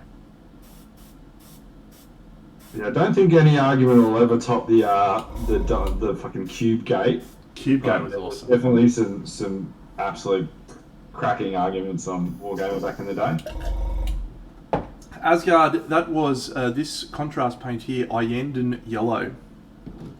And I was using it just to, so when you highlight up to a white or up to a ice yellow, what you tend to find is that your colour loses some saturation, you lose vibrancy. So I like to use contrast paints as a very thin glaze to re-add that intensity of colour. Particularly like doing it on golds, non-metallic metals, and doing it also on skin tones and stuff. But yeah, so it just sort of, and it also has the effect of smoothing out some of the roughness of my blends because I'm a shit painter. So, oh yeah, Big Bopper. Yeah, Randall loves this story. So I played for a few years, right, and I was a very, very good touch footballer, but I wasn't very good at rugby league. I started it too late. I started it when I was like 26. Yeah. And, you know, when you play a game from when you're a little fella, you know, your body develops, you get used to it and stuff. So I just used to get smashed. Like Gav, my mate Gavin nicknamed me Aurora Borealis because he saw me one day after a game and my whole body was covered from shoulder to knee with bruises that were a variety of shades of purple and green and blue. So he's like, you look like the Aurora Borealis. So he started calling me that for a while, which was very amusing for him. But I was willing. I was throwing myself into the fire. So there was the competition we were in had a number of good players. One of them was a rep player, and he played for the Brisbane team, not the Broncos, but the Brisbane division team. Yeah, he was really good. And anyway, he was built like an absolute tank. He's as wide as he was tall, and I used to get G'd up on my team all the time. He used to be like, Deno, fucking go, mate. Go at him. Just go. They used to call me White Dell because I was like Wendell Saylor but white. So anyway, one game I was like, I'm gonna line up Armsy, and Randall had come down to watch the game because he used to come down and watch before he started playing a few seasons later on. And Armsy, he was just like a man amongst boys. And anyway, he was about to have a hit up, and I could see he was about to have a hit up. So I lined him up from about 30 metres out. I was about 30 metres backfield, and I went for him. I lined him up, came in from absolute downtown. And the sniper? Yeah. And timed it to perfection. And he picked up the ball, and he looked up, and Big Deno is underneath his rib cage, and hit him like a missile. Yeah. And he got snapped in half. He was horizontal for a second before he was on the ground, and I was all over him like a fat kid on a cream bun, right? Mm-hmm. So everyone on the sidelines going ballistic. Randall's going crazy. Yeah, the sound was just like, it was like getting hit by a freight train. It was awesome. So I was pretty chuffed about that. My experience in sport is that those moments always come back for you. Yeah, shoulder nearly got popped out, but aside from that, it was glorious.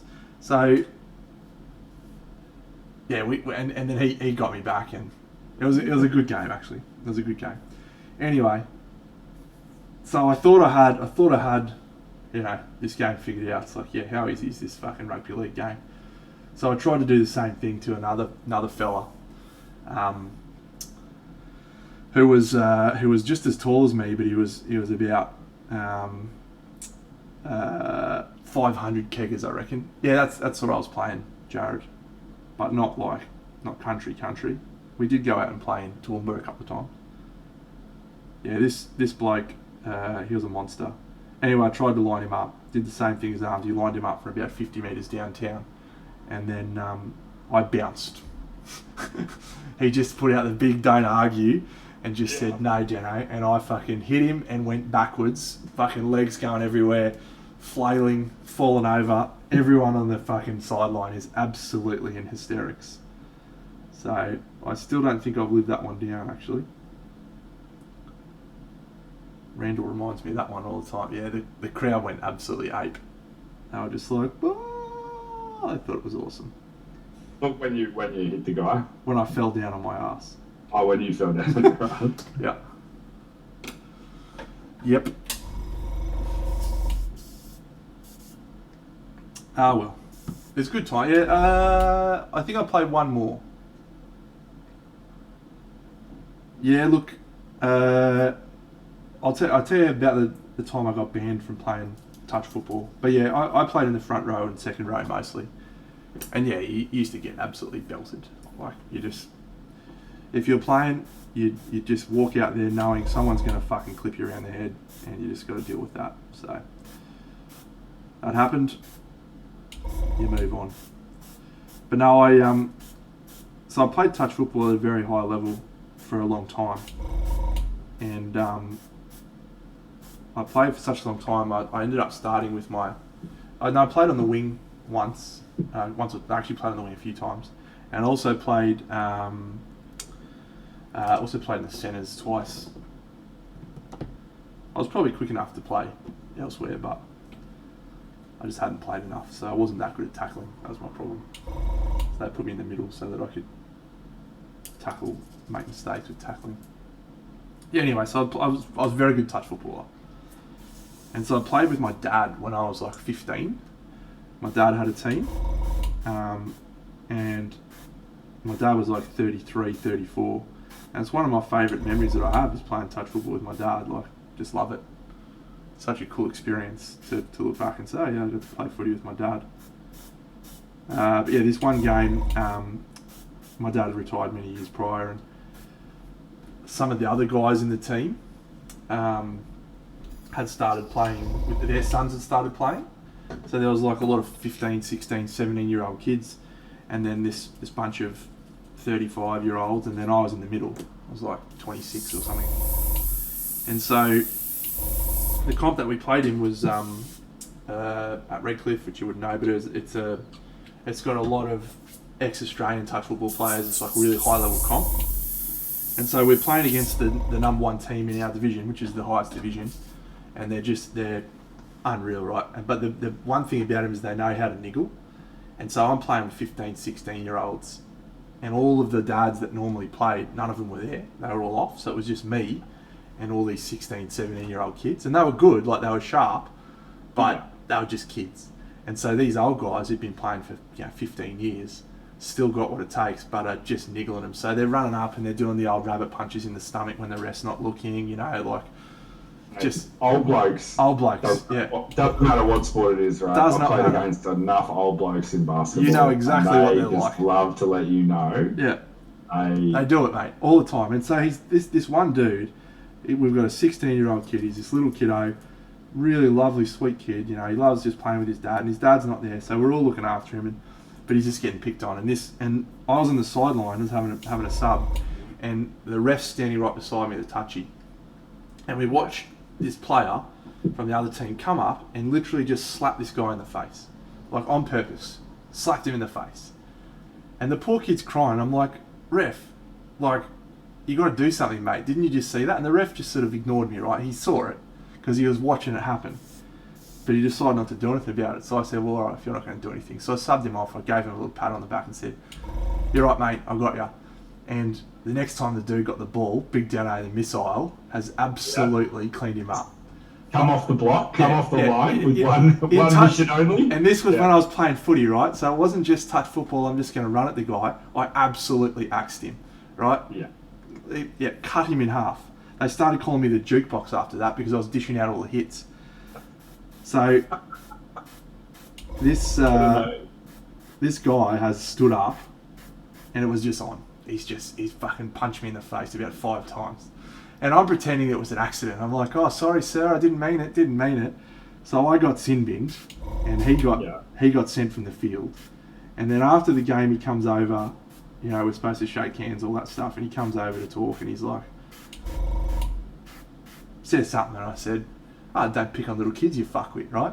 So then it's on again, and the refs can't do shit because it's after the game. So he's punching. There's a fucking all-in brawl. There's all my guys coming over to defend me. One dude's punching on. I got punched in the face about 6 times. Yeah. And I sent my dad a picture the next day of my face, and he was just in hysterics. He thought it was the best thing ever. He's like, it's about time someone punched you in the face, mate. I said, yeah, fair play. Fair play, Franco. But yeah, they convened a tribunal.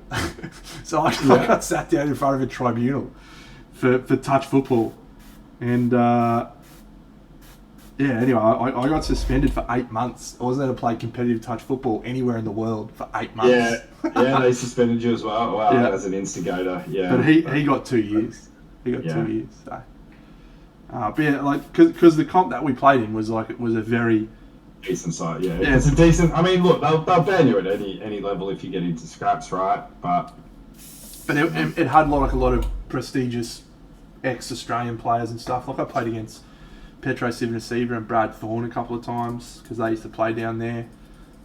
Touch just during the week. This is back in the early 90s and late 90s. Yeah, so it was a very, very, well regulated, well policed comp, and they just sort of tried to stamp that shit out. But people still laugh about that. But I tell you what, that I don't regret anything, because the dad came up to me the following week when I came down to have a chat to everyone and tell them what had happened, and he just sort of gave me a hug and said, "Thanks for looking after my boy." So I was like, "Yeah." Sometimes you got to stand up and do something. There are some rules. Yep, even if it's the wrong thing, sometimes it can still be the right thing. Yeah, absolutely. Would do it again, I hope. Although I'd probably I'd break myself if I tried to do it again. The rest to get done again. There was a period in my younger days, Randall would remember this, when I was playing touch football. I was playing touch football on Monday nights, reffing on Tuesday nights, touch football on Wednesday nights, indoor soccer on Friday nights, and then rugby league on the weekends. It's just nutcase. No, when you got a taste for it, it's hard. It's hard to not, isn't it? You know. And it's weird. It's weird nowadays, not playing any sport at all. Yeah, I feel that. I've come off, 2 to 3 games of basketball a week, to nothing once COVID sort of got going. So, we were on the beach and we're just playing. We're running lines, with the Nerf, those Nerf footies and stuff like that. Just teeing each other up and kicking the footy and whatnot. And I think about 13, 14 minutes into that, I was like, yeah, definitely felt the 2.5 years off. Rolling the ankle over. I've torn my ankles. Torn one of it three times, and the other once, and then I've done my shoulder as well. So, yeah.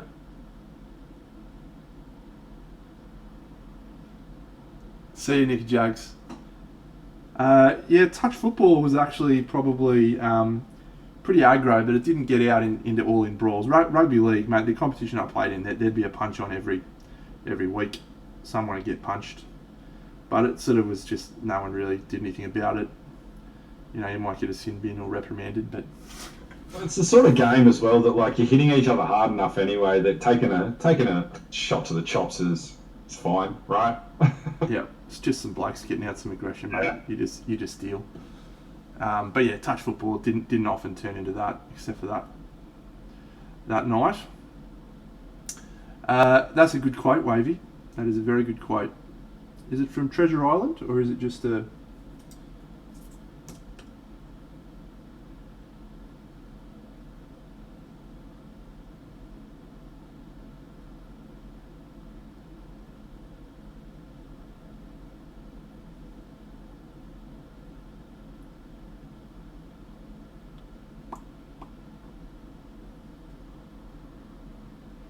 Maybe I'll get a camera sorted for the stream when we speaking of pirates.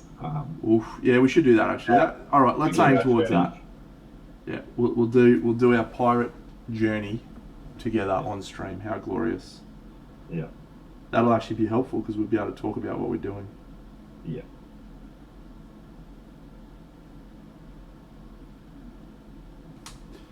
Yes, Topulus. So Bucks and I are going to do a collaboration project, and we're also going to paint some miniatures. Yeah. No, we're going to collaborate on a piece. Sorry, I'm intense on these bricks right now. Just you gave me nothing, Bucks. I'm so sorry. Now. I've been terrible tonight. This is it. You found what it takes to shut me up. Is just throw some Sculpting in front of me and a couple of sculpting tools, and away we go. Yeah, let's grab them out. I think the models, I've got them just behind me. So we haven't really plotted anything out yet in terms of what it's going to look like. Yeah, we've had a few little pokes around at what could be. We've talked about potentially where it's going to be positioned. We're each going to paint 3 pirates, 3 orc pirates, and we're going to try and fuse them into a single scene. But we're going to hopefully have the scene separate perhaps. We haven't really worked out the specifics yet. Maybe we will, maybe we won't. It'd be cool to have it, like it'd be cool to intersperse our work together and have everything be like really, you know, like a whole single piece that we've worked on together, but at the same time be also cool to have two sides of the coin, your side and my side, and be able to put them together and have them tell, you know, a story. Yeah, and still maintain continuity. Yeah. So these are my three that I'm doing. I'm doing this dude who's totally not from World of Warcraft. This guy who is actually going to be fucking so good to paint, and I can't wait. And this Minotaur. So I've got two models I'm jazzed for. This Minotaur and this guy. And this one who I wasn't really stoked on, but the more I look at it, the more excited I'm getting. And then Bucks has got the big dude with the cannon and the pirate dude I've got with all the of sword. Yeah, I've got these two. Yeah. So I have. Yeah. Mukazashi. Yeah.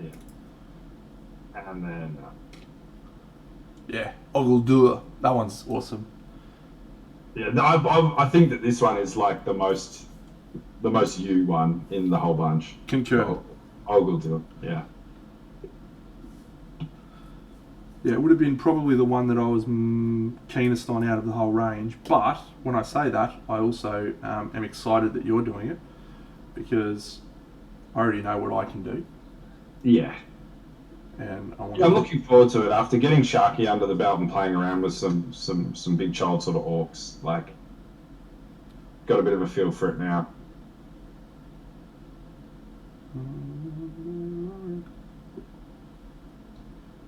Yeah, I'm really looking forward to the Minotaur top. That's one of the ones that I'm most excited for the piece from Dedak. And the Gul'dan looking chap as well. See, in terms of the Pirate King's probably the one that we're both probably least hype on, right? Yeah. So we haven't firmed up on anything really yet, but no, we haven't. But we know we want to fuse all those figures together and create a cohesive scene, and I'll get to gently bring Bucks into the diorama world. Yeah, it'll be nice to get the gloves off and give it a crack. Break his diorama virginity, as it were. Well, you've done one, but it doesn't really count, does it?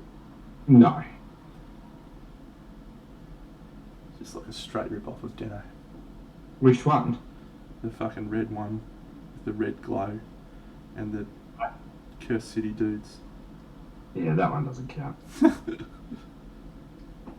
Although I painted both of those before, but it does look very Deno-esque, doesn't it? That's probably why you told me you really like that one. Yes. Maybe I'll bring that on for when Benno and Ducks appear. Benno and Ducks. I'm looking forward to it. Yeah, it should be good fun. Which 54mm tops? Also, it's fucking 3 a.m, mate. You should go to bed. Tops doesn't sleep. He'll be going to work soon. Ah, cool.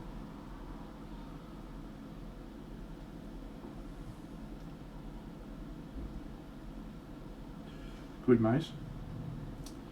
Akamors. Aha! CHK! Boo, boo, boo, boo, boo, boo, boo, boo, boo, boo, boo. G'day, Chew Paints. Welcome. Of course you would raid when I'm painting this piece of shit. Here, let's look at some good models. That timing. Quick, go. Hello, Tony. Here we go. This is something is a bit Hey, better. CHKA, mate. You're amazing, CHK. Welcome to my stream, friends. Hola, buenos dias. I am currently working on a big diorama. Here is what my diorama looks like. If you haven't seen it, it looks like this. Yeah, it's Kate with the lingo, dragging out the mate. I love it. Mate! On your mate.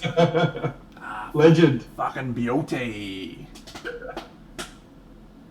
Yes, so this is my diorama. We're getting very close to the finish line. Thank you, Rosen's Metal. We're working our way through each figure, so I will happily show you each of the figures up close right now. So yes, this is the bear. Raw. Like the bear. This is the big old dwarf guy. Don't know what he is. But yep, he's pretty fun. And we've got the wizard floating over the thing. Got a fair bit of work left to go on him. But he's got the glow from underneath. This chick jumping off a rock. Whee.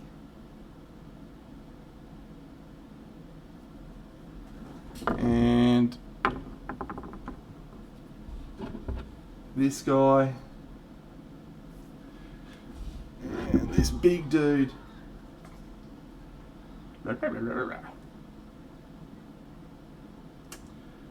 Yep. So there you go. So, oh yeah, and this little hellhound. Whoop.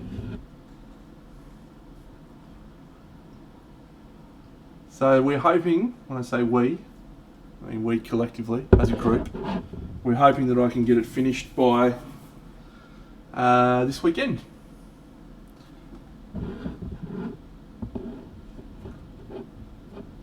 Cool. While I've got you all here, here's a Kickstarter coming out next couple of days that I just snuck in between my dioramas.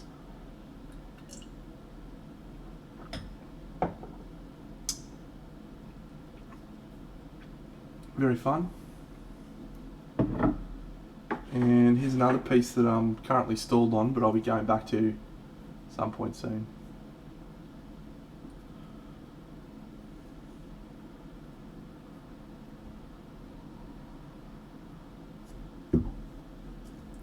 Tell me what I want, what you really, really want. So tell me what you want, what you really, really want. Yep, that's absolutely spot on. And here's the actual diorama base.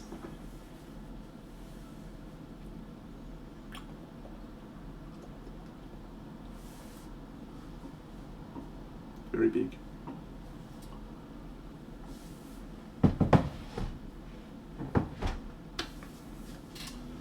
Thank you, friends. Yes, so I'm not as good a painter as CHK, but I'm much better looking, so you should all stick around. That's not true, he's better looking than I am as well. What we lack in some areas, we make up for in effort, eh, mate?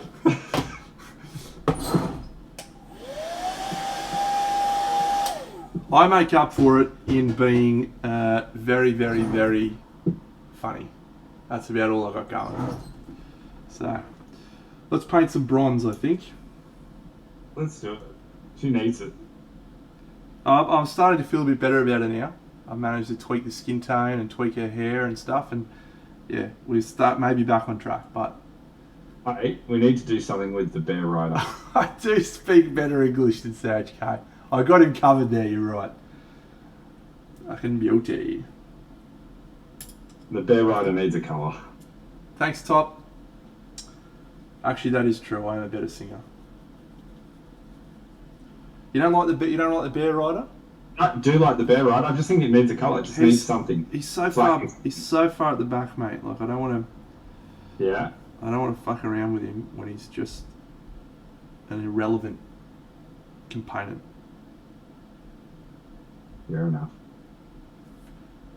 You got to pick your battles when it comes to this sort of project. And I could invest another 3-4 hours into painting up that rider to be awesome. But have a look, he's literally like you can barely see him. He's right at the back. He's spending a lot of time not. The bear's grabbing all your focus anyway. So, yeah. So it's a no. It's a no. It's a no from me.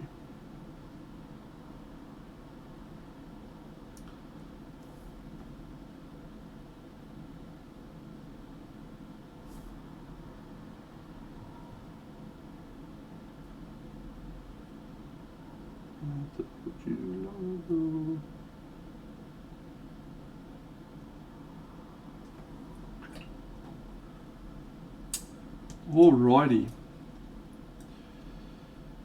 Actually, I might just tweak this blue area first because it'll be hard to do my blue afterwards. Let's try some new blues from the new Chimera range. See ya, Jared. Cobalt blue, green, and ultramarine blue. Let's try them.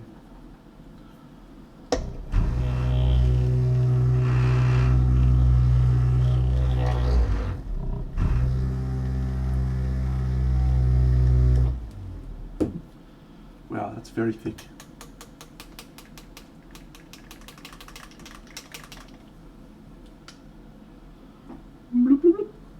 Ooh, that's an interesting colour.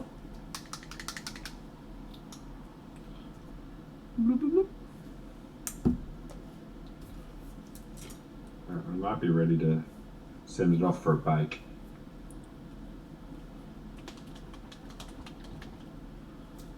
Bake me, baby, one more time. I love CH Kayak. He's the best. Such a good painter. What's he been working on lately? Let me go have a look. Yeah. What has he been working on? I haven't rated him for forever.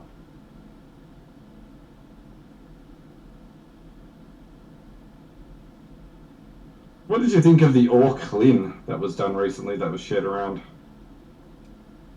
Yeah. Not really a fan, mate. Fair enough. I see CHK done a bit of the box art for this Marvel Zombies. Yeah, he has. He did the Iceman. I think, so this is a possibly controversial statement, I think you can go too far with a conversion on a piece, that you lose the essence of the model in the first place. And I feel like Orklin straddles that line. I don't want to watch Orklin, I want to look at that beautifully sculpted figure with minimal alterations, just enough to accentuate the story that is being told. What I'm learning is that you are very fond of Flynn. Very fond. Flynn? And people do things to Flynn, you get a bit protective of her. I love the model. I think it's awesome. Yeah. And you've not painted it yet, have you? No. Have you got it on the way? No. I will at some point. So, CHK, Tony has painted a barbarian that I'm very interested in painting, and he's painted a particularly nice one. Is that the Hera one? No, the Hera one was very nice, but he's done something else between now and then, which is looks like it's 32, maybe a little bit bigger. But it's a dude with fur wielding a massive sword. There's a video of it. I think I know the one. Yeah, it's from looks like it's like Loud Lucas. Yeah, I remember seeing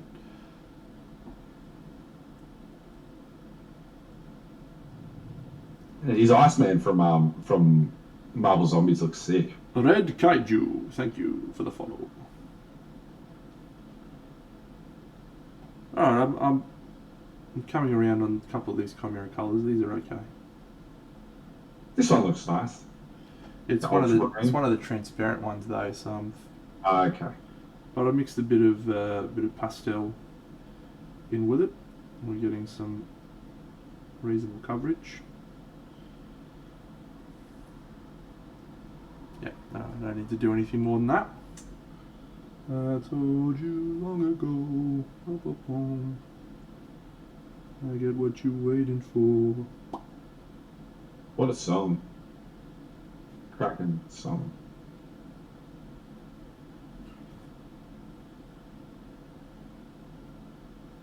Got one of my mates to watch Arcane. Leaps. What was the verdict? Moops? No, Leaps. Moops, he hasn't watched it yet. He's watched one episode. Leaps. He's just like, the first thing he did was go and look when season 2 is coming out. Yeah. It's not coming this year, I don't think. It's the year after, isn't it? Well, apparently it took him 6 years to do the first season. Yeah, but you'd have to think that at 6 years doing the first season, quotation marks, they were probably well and truly into the second by launch. You hope. Riot are prepared. I wouldn't say that they would release the season 6 years in and then go, right, see you in 6 years. years. You'd have to think they knew they were onto a banger though, right? Like they were just like... You'd have to, right? I think the first time you did the private screening, right, where you're like, you know, Mark Merrill and all the big wigs are looking at it and just like, yeah, we're on to it. I think we're on to it. This is an absolute Bobby Dazzler. Let's go. There's a few great barbarians floating around. AP has been doing that. How good is that guy? He's great. I cannot get over how good his stuff is, eh? The fawns in particular. Yeah.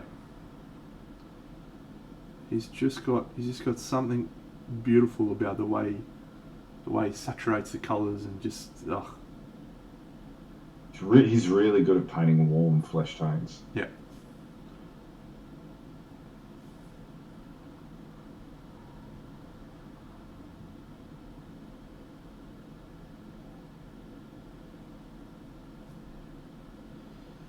Yep, absolute king. We've just toppled over 35k points. Excellent. Fuck. I'm on for some songs, aren't I? You are. I might be shooting for the free demo. I'm shooting for the 100k. What we said on 200k. 200k for a free model. Yeah. Yeah.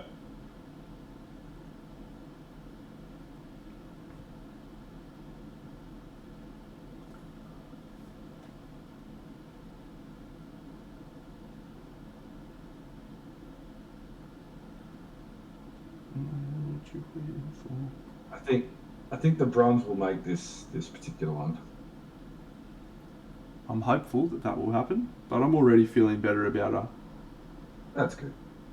Yeah, I'm sort of like back because I was excited about painting her, and then she just turned out shithouse, and that just kills your motivation sometimes. So yeah, was there anything in particular that you were excited about for her? Was it just was it the whole thing, or were you like, look, I like the flow of the model, or the hair, or the face, or Oh, I just sort of like I feel like it's a dynamic model, like it's an interesting model, and you don't see models that really break the mold and do different things a lot, like a pregnant belly. How often do you paint a pregnant belly? That's a really good point. And it's a nice, interesting, challenging volume to get right. That's a positive. So yeah, outside of some of those KDM, weird creations, I can't think of a time or place. Do you know I'm yet to paint anything still but that gold smoke night? I'd like to paint something from KDM. That's the only thing I've done. So love KDM. It seems like there's a lot of KDM around us, Well, Ben and Bunny love it. I've painted a shit ton of it. You're a big fan. Yeah. Top's a big fan. Some of the other Discord members are big fans around in various Discords.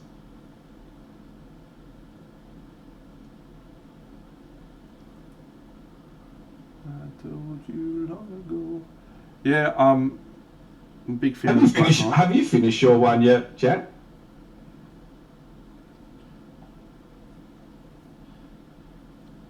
That was the first time I'd actually seen that model. I'm probably going to wait for the plastic version to come out Jan, because I'm going to use it for the model for the game. The Black Knight Showdown sounds pretty awesome. So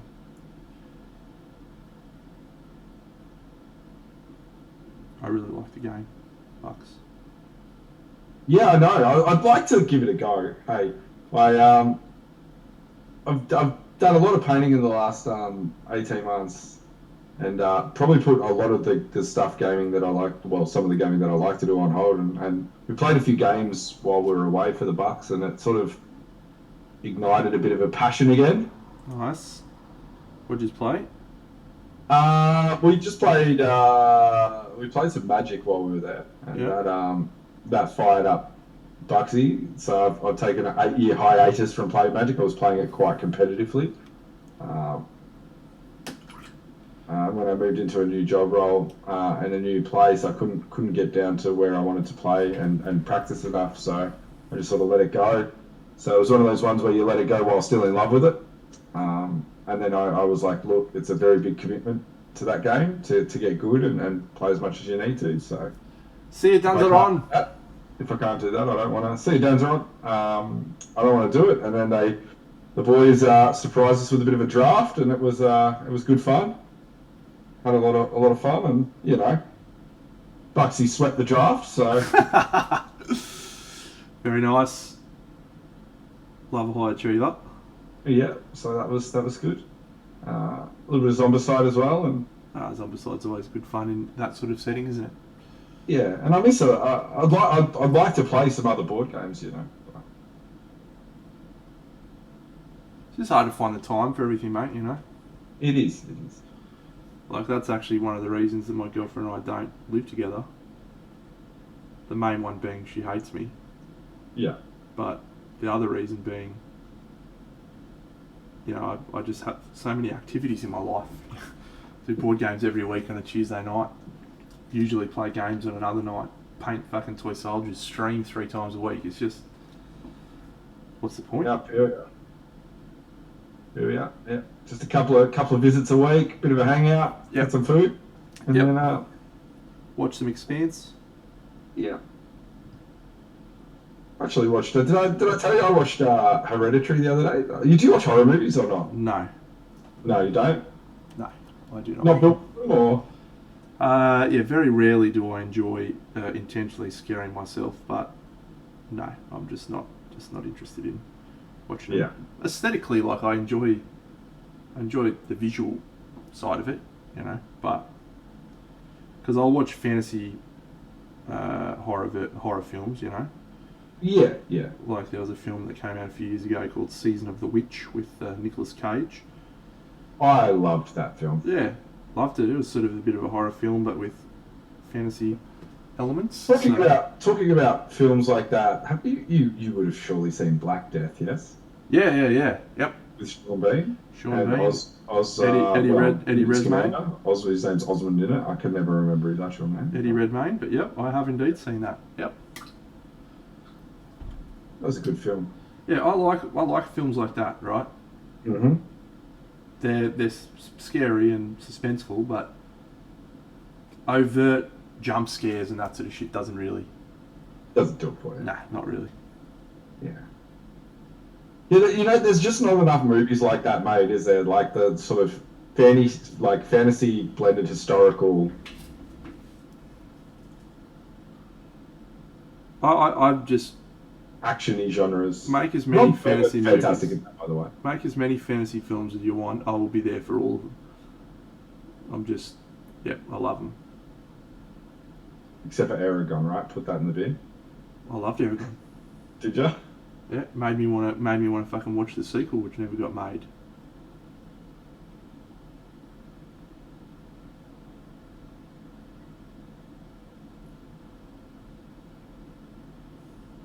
I have no idea what that is, Robbie's. That is a mistype, for sure. Yeah.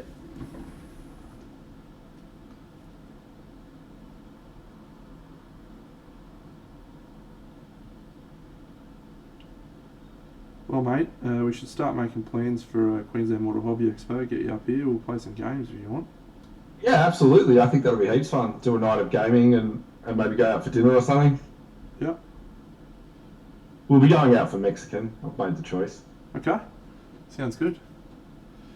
They are making a new Willow TV series, actually, and if you go to, I think it's Disney Plus that it's being put on, they have a little trailer with Willow introducing, Warwick Davis introducing the actors that are coming out in the film,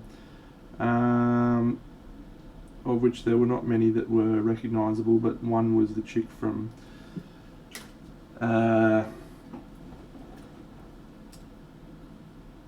Falcon and the Winter Soldier, the red-headed, curly-headed chick. She's in it.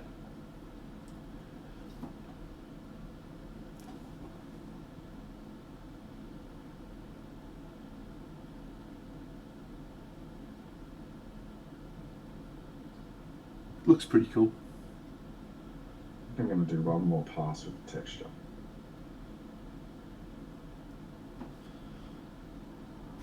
I'm a Willow nuffy from fucking years back, mate. Like, I used to go down to my local library store, library. I used to ride my bike. So I used to ride my bike to school. And yeah, Carly Morgenthau, thank you.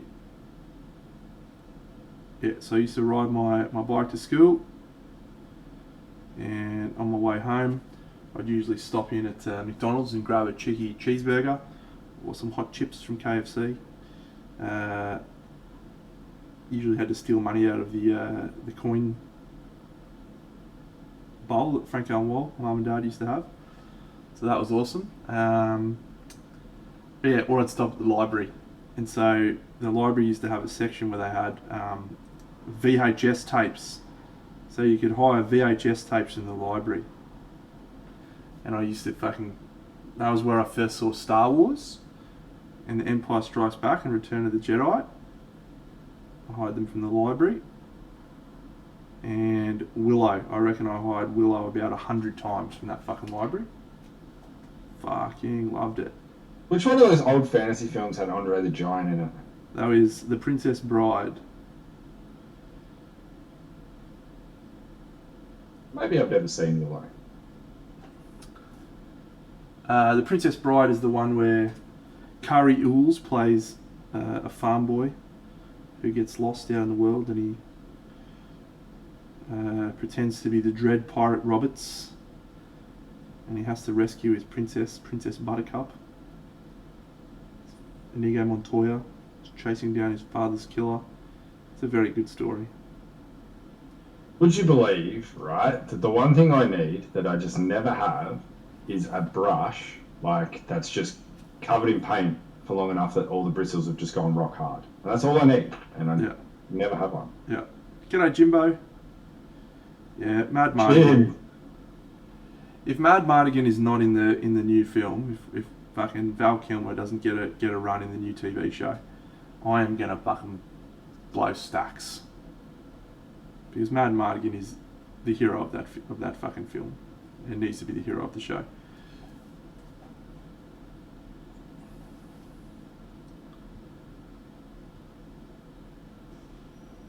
Can't believe you haven't seen Willow. Well, I think I have, but like not in, a proper sitting. You know when you're a kid and movies just get banged on, all the kids, we're 80s, early 90s kids, so all the parents get together for a session, Yeah. the end of the week, and they throw all the kids into the front room with pizzas and films, and more scrapping and headlocking goes on than watching of films. Yep. And I feel like Willow might have been in the rotation with things like Grease and all that sort of stuff. Yeah. So maybe I need to go back with an adult take. But then again, I got scared off because, you're talking about your missus. Yeah, she thought it was terrible. She's like, this is the worst movie I've ever seen. And I said, I don't know why we're together, honestly.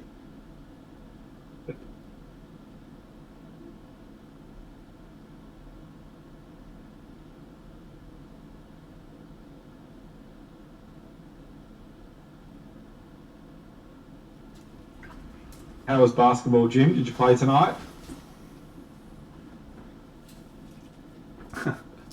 I like Grease too. Actually, the movie that got the most airtime in my household when I was a young fella was The Sound of Music. It's my dad's favourite movie. Really? The hills are alive with the sound of music. With songs they have sung for 1,000 years.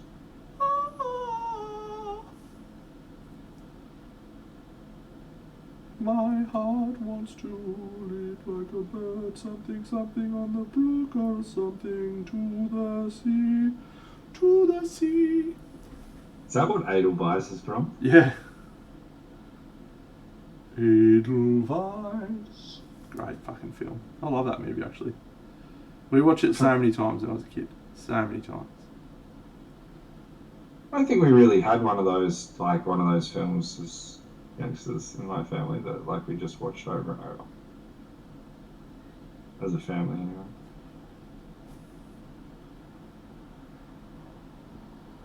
To sing on through the night.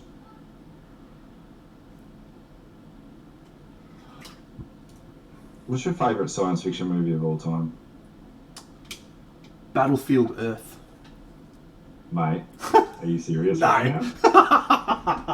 So last lockdown, we got all the boys together, right? And we just pumped Battlefield Earth. And by the end of it, the boys, we were chanting at the screen, eh? We were just amped. Get me to Fort Knox. Get the Jets. We're taking them on. It's got to be the worst film ever. Like, it's got to be up there as the worst film ever made, right? Honestly. It's got to be close, right? But John Travolta does not let that stop him, right, from turning in one of the... Performance of the year. Should have got an Oscar. How much of a wanker is it? It's like, the content he has, the discontent, I should say, he has for just everyone in the film around him is just, like, you're like, I'm not sure if he's acting anymore. I think he might just think everyone around him is a fucking idiot. It's just fucking terrible. Like, and imagine you're the guy, I can't even remember his name, and you know how often I can remember names of weird people, right? Yeah, you're pretty good for actors. The guy who plays the lead character in that, he was also in Saving Private Ryan. He was the sniper in Saving Private Ryan. Yeah, he was. He was awesome, right? I can't remember his name, but everyone was like, he must have thought to himself, I'm signing on to be the lead in this fucking film, Battlefield Earth. Scott Travolta, like, this is it. This is my big break. And the guy never does a fucking film again. Forrest Whitaker was in it. Was in it. You had talent. It was just the worst. Event Horizon. I believe there's another one coming. Is there? I think something's happening with it. Don't quote me on it, but I'm pretty sure the other day I heard something's happening with Event Horizon. I did enjoy Event Horizon. My best science fiction movie, jeez. Event Horizon was just a low-key Warhammer film, right? Warhammer 40,000 film. Yeah, it really was. That's an interesting question. I'll toss up Galaxy Quest again because I can't believe you haven't watched it or enjoyed it. I can't believe you're going to throw this movie in for your best sci-fi ever. It is incredible. Like, it's so good. I need to go see this so that we can return to this, and then I can just shred this choice. If you don't come back after watching, prepared to be able to. If you don't come back after watching Galaxy Quest and going, I was wrong about everything I ever said about Galaxy Quest. It is one of the greatest films of all time. I'll be surprised. Sam Neill gets you every time, does he, Jan? Yeah, he's fantastic in that, eh? Like. Yeah, he's really. Do you know the whole thing about the there's an edited version? I think there's if you freeze pause it on the screen on the scene that they're viewing the captain's log. I believe the captain's getting sodomized as he reports, because you know how the whole crew just go berserk on themselves. Yeah, I'm pretty sure there's a version where the captain's being sodomized as he records his final log, and it's pretty brutal. Sounds great. Yeah. Chaos if there ever was, right? Look, probably Interstellar is up there. Interstellar's up there. It's one of the best sci-fi films. Don't know how sci-fi it is, but sort of is. Let me go Google, see if there's any other ones. You know, no Alien, no Predator. Yeah, you obviously can't go for Star Wars. It's a bit obvious. I'm just going to turn this on and we can have a look.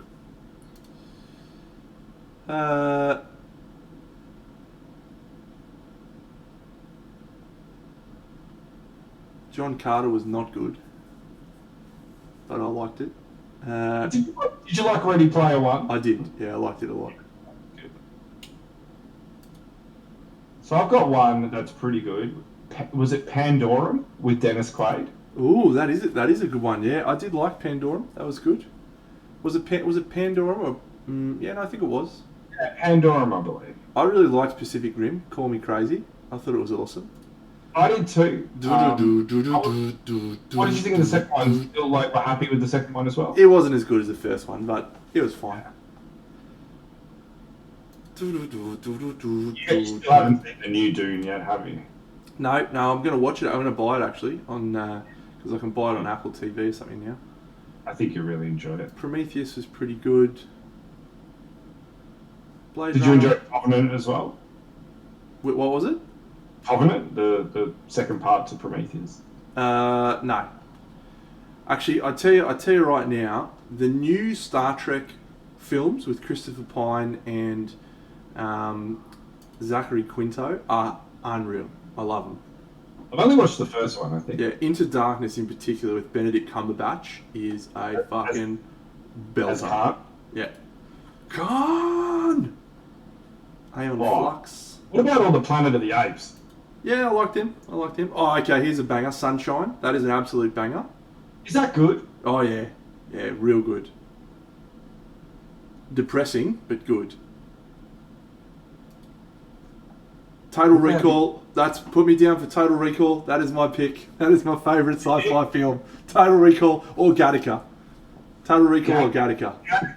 Gattaca. Yeah. I mean, I don't know for internationals, but they make you study Gattaca at school here. Biggest snore fest going. Can't believe you don't like Gattaca. It's a great film. Put me to sleep. Yeah, the original Total Recall, not the new one. Arnold Schwarzenegger with the greatest line in film. See you at the party, Richter. Have you seen that film, Total Recall? Start the reactor. Start the reactor, Queen. Well, I remember the first time I watched it, I just was like, this is great. Arnold Schwarzenegger is my new hero. And Richter the whole time's fucking just giving it to him. He's like, I'll fuck you up, Quaid. And Cohagen invites him to the party. Hey, we're having a party later on. You should come along, Quaid. And he's like, yeah. And then Richter gets his arms chopped off by the elevator. He's standing there holding his arms. He goes, see you at the party, Richter. Yeah. Fucking hell. I lost it. I could not. Total Recall gets a run. Yeah, the Blade Runner. Blade Runner. Listen, we have we talk about stuff like this a bit in our painting group, and one of our guys is just absolutely all about it, and he'll talk your ear off about. It's a no from me. It's just fine. It's a bit of a snore fest, right? Yeah, it's just you can feel the pacing difference from those films and now. Like I genuinely felt bored when I was watching it. So. But like, hey. We're going to have Total Recall, but we're not going to have Judge Dredd. Alright, but have you watched Total Recall recently? Still holds up to this day. Judge Dredd is pretty good, man. Beautiful Sharon Stone. Melina! I think someone recently... Did someone put in Demolition Man? Oh, Demolition Man, that's a good one. Pretty good performance from Wesley Snipes as Simon. I did like Wesley Snipes. Wesley Snipes as Blade. He was awesome. You did like it? Yeah, I was going to say. Yeah. Blade was fantastic. About to run it back, I believe, aren't they? Yeah, well, he's joining the Marvel Universe. Yeah, they've got some wild plans for Phase, whatever. We're on 4 or 5 now. I don't know if you watched Eternals, but I watched Eternals and I was like, holy shit. Like, they're going into some deep comics that I've never even heard of. I went and did research on them. It's just like, fuck me. They're pulling in some left field characters, and there's a new one with Jared Leto or someone else who's playing Morbius. Yeah, Jared Leto. And then they've got Blade. Yeah, should be interesting times. Yeah, Total Recall did have that character with 3 boobs. 3 old mates, yeah.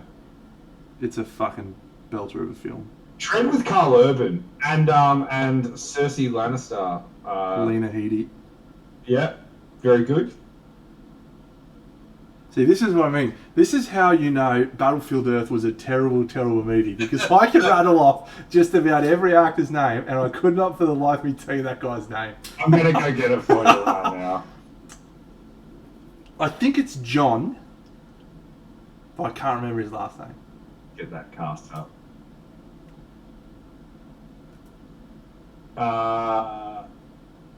Alright. Is it Barry Pepper? It could be Barry Pepper. With the name like Barry Pepper. How did he not make it as a star? Pepsi. Ah, Pepsi Max. Yep, that's him. Barry Pepper. Imagine the guy going home to his missus. Honey, buy the Lambo. Buy whatever you want. I've made it. Break out the red panties. Let's go tonight. I've made it as a fucking film star. Let's go. Development, yeah? No. Oh, yeah. That smash cuts to a Job. I've made a huge mistake. Yeah. No, not so Job, the dad. Yeah. Yeah. I watched like the first season and a half of Arrested Development. Made a huge mistake.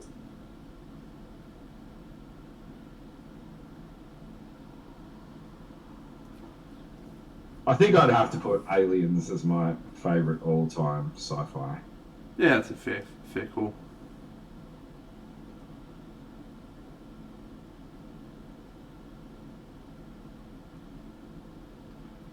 Yeah, do me a favour and go and watch Galaxy Quest. And just go in with open eyes, because I genuinely think it is actually a very good film.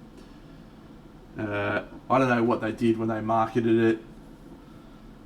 For whatever reason, they like Tim Allen.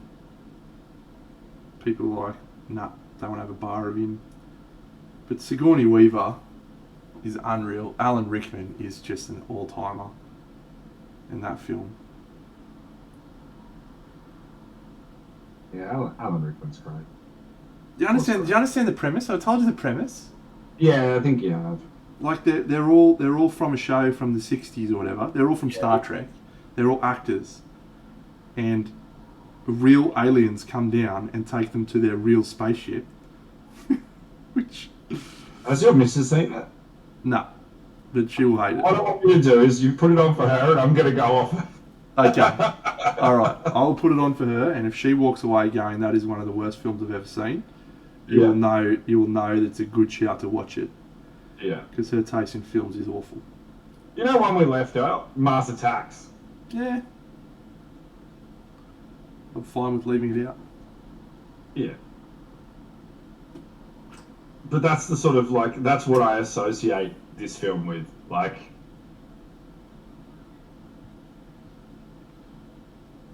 those sort of sci-fi sort of comedy things, Spaceballs and all that sort of stuff. Yeah, it's not like that. Like, because it's funny, but it's funny in a satirical way. Because it's like, imagine being William Shatner and Leonard Nimoy. Everywhere they go, they're getting treated like this. Like, Alan Rickman's character, he just has a catchphrase that he says in the show. It's, "By Grabthar's hammer, you shall be avenged." And everywhere he goes, people are like, "Yes, say it, fucking say it." And Alan Rickman's just like full Severus Snape. Ugh, obviously. You know, just hating every minute of it. It's just fucking gold. Anyway, I'll stop talking about Galaxy Quest, one of the greatest films ever made.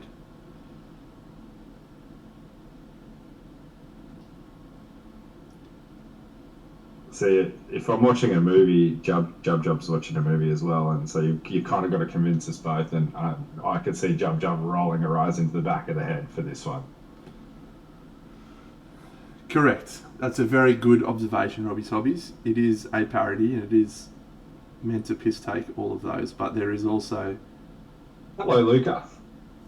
Hey, what's happening, my friend? How are you? I'm enjoying your latest box art for Chimera. It's looking lovely.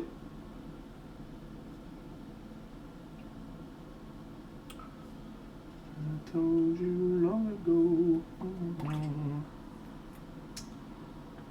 What you waiting for?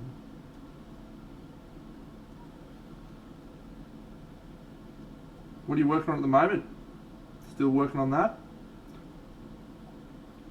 I've been popping into your stream but staying quiet, mate. Recently. Just been observing the master at work.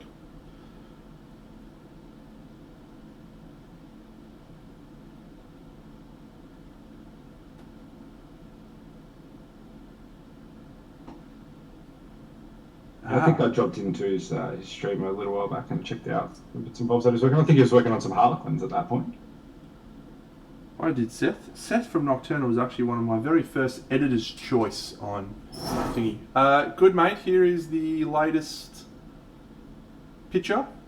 That's where we're up to.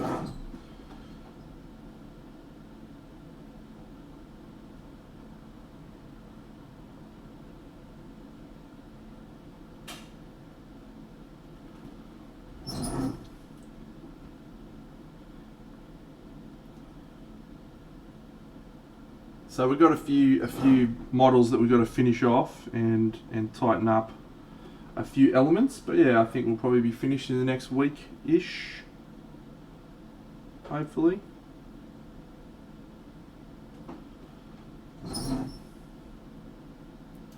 I actually have to come up with a title for it, by the way. I tossed up a song of ice and lava. A song of ice and lava. That won't be it. You don't like that? That's cut. All right, fair enough. Have you seen the dirt in like the Motley Crue film? No. So they have that scene where they're like naming the band, and you just Nicky Sixed it pretty hard there, where he's like, yeah, let's call the band Xmas, you know, like it'll be great. No, it's a shit name. Yeah, fair. Yeah. But then Mick comes out and goes, what about Motley Crue? And I feel like I've let you down because I've absolutely got nothing to offer you for the name of this. Yeah, it's tricky. I initially was thinking like at the gates of Hyperborea or something like that, because there's the big gate on the side. Yeah, that's a cool name. But I sort of want to try and allude to part of the invasion piece, you know, like the invasion. Titling it as Araman's something, then, you know, like as he rips the Hyperborea apart with the spell. Yep, that could be interesting. Avery, where are you at? With that back door behind me just slightly open and there being pitch black, I just feel like something's going to come out and just neck me. Hopefully. Araman's Folly. Did you just say hopefully? Hope it's your missus coming out just to be like, how dare you say I wouldn't like Galaxy Quest, you fool. Feel like I know her pretty well at this point. And she does like sci-fi. She's a bit of a sci-fi fan. Alright, well here's a good test for if your marriage is going to succeed or if she should marry me instead. Right, get her to watch Galaxy Quest, and if she comes out of it going, that was a great film, send her. I'm just gonna put her in the mail, mate, and just mail her straight up, mate. I'll start fresh after that. That's fine. I'll know that I've made the right choice. Yeah. I don't mind Araman's Folly. That could be a goer.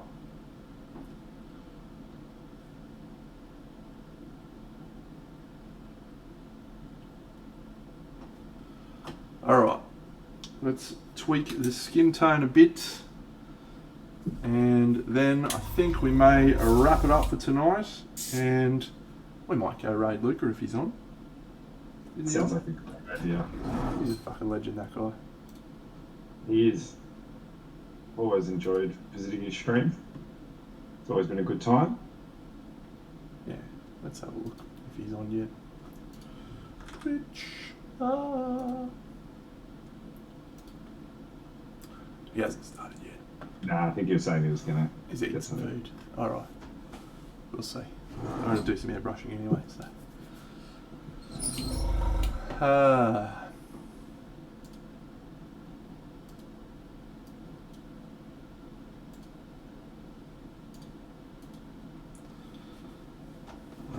Alright. So, let's move into some voluptuous pink in the skin. And let's move into a little bit of snakebite leather and I think we'll go Nasdreg yellow for the hair. Just some subtle tweaks. Just some little moments of magic. Just some adjustments. Yeah, it's just some little cheeky adjustments. She looks like she's got a little bit of a floppy sword there, mate. How dare you? How dare you criticise her sword? Well, is it? How dare you? Get Get that hairdryer out.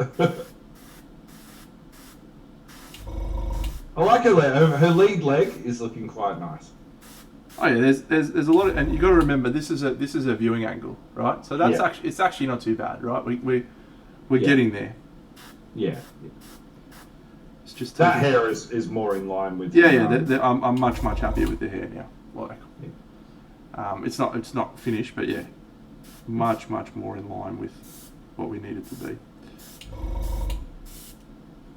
Good.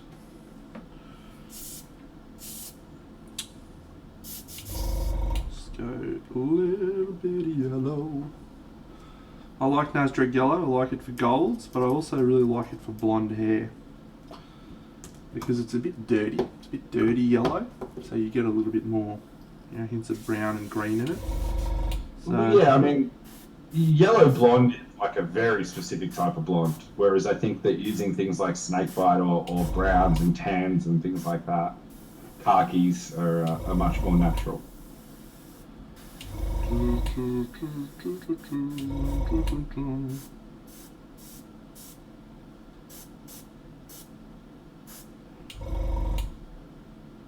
Oh, night, Jim. See you, Hi, buddy. Jim. Talk to you soon, mate.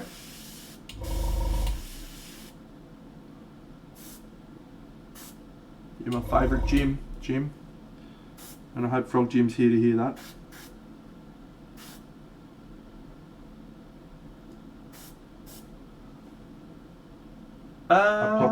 White, it's called, I believe. I have not. No. Is it any good? I think it's pretty decent, man. It's like a grey white. Like, I don't think it has a heap of uses display wise, but for army stuff, I think it's pretty good. Yeah. That was my read without ever having used it. I was just like, I don't think I'm going to use that. So. Alright, this should hopefully help her overall, because I haven't done a single matte varnish on her at all. Yeah, let's get that done. I want to see it all tied together. Have you used a fair bit of...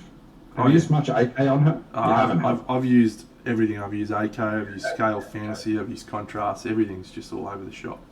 I find it's when you put AK of all the sort of leading paint lines, when you put AK against the others, it always just looks a little bit glossy, doesn't it? Yeah, there's just definitely some gloss elements to this that's really changing how I feel. Yeah. So.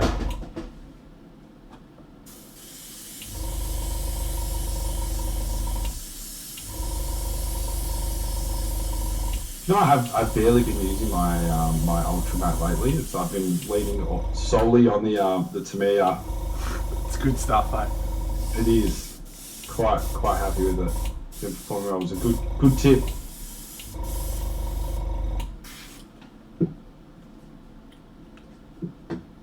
Yes, I am actually struggling to find it now. I've bought most of the cans at the local Toy Worlds, and I can't seem to find it anywhere, so I might have to look online and buy some online. Sort of from down here, mate. You probably can order it from Metro. Get it sent up. Buy like 5 cans of the fucker. Yeah. You've kind of got to, like, of all the products, like, and all the different things you need, like, that particular line, like a matte varnish spray seems to just go, like, crazy, right? Like, getting your hands on testers, like, even though it became really hard later on, it used to be hard regardless, right? Everyone was snapping it up.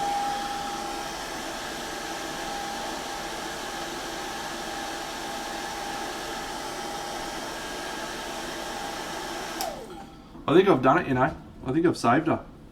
Really? I want to see her on the base. Look at that.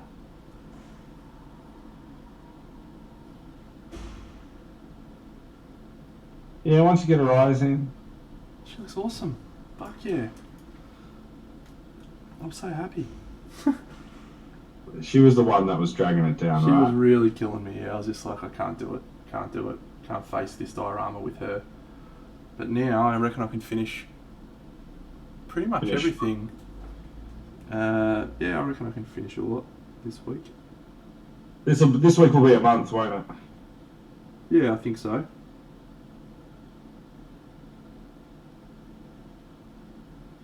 That feels like a pretty reasonable time. I think so.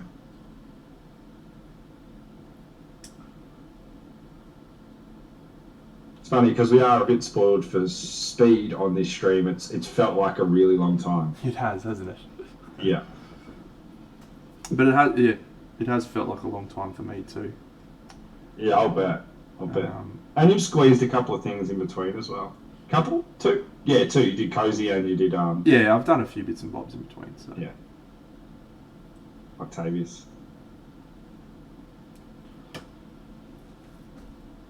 How many editor's choice have you had, mate? Oh, that's a good question. Maybe we should go take a look. If we're killing a bit of time before Miniature Gens on stream. Let's see. I mean, we're just going... We'd have to fucking scroll through editor's choice. I think I've had 5, maybe 6. Let's have a look.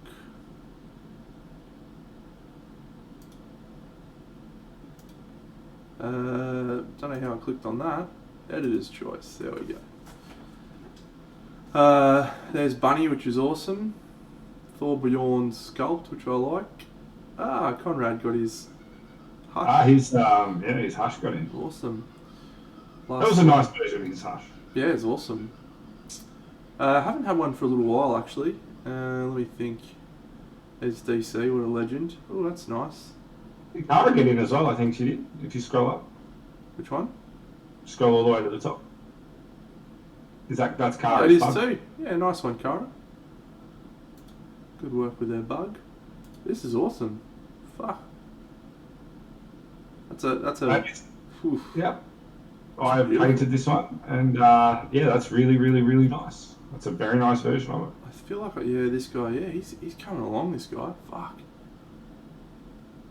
Awesome. A lot of people hate the Reconnect 75. Yeah.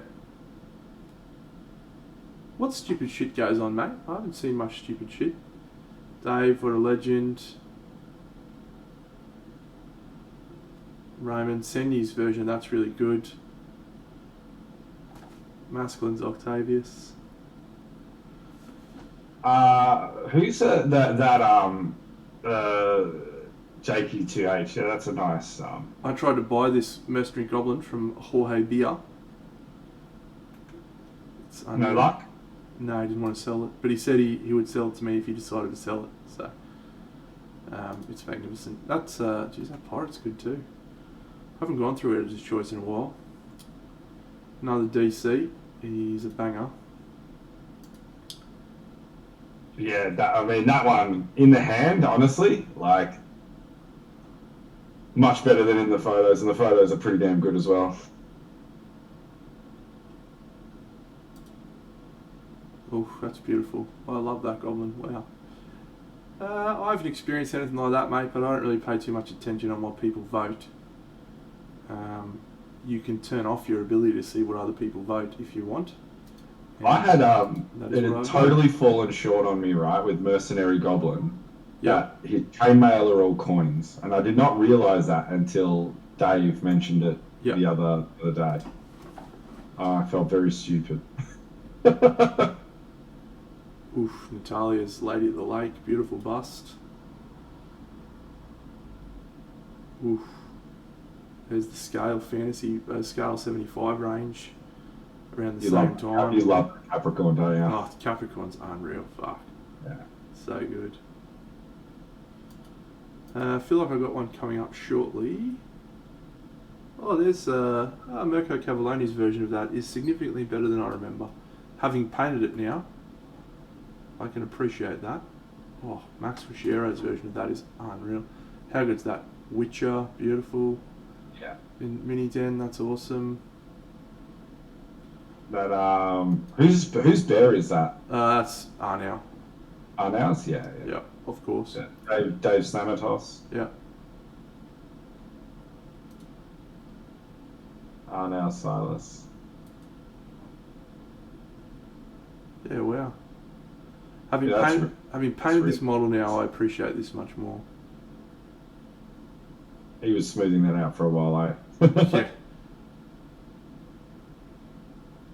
That's a tough model to paint, I can tell you right now. He's done a magnificent job.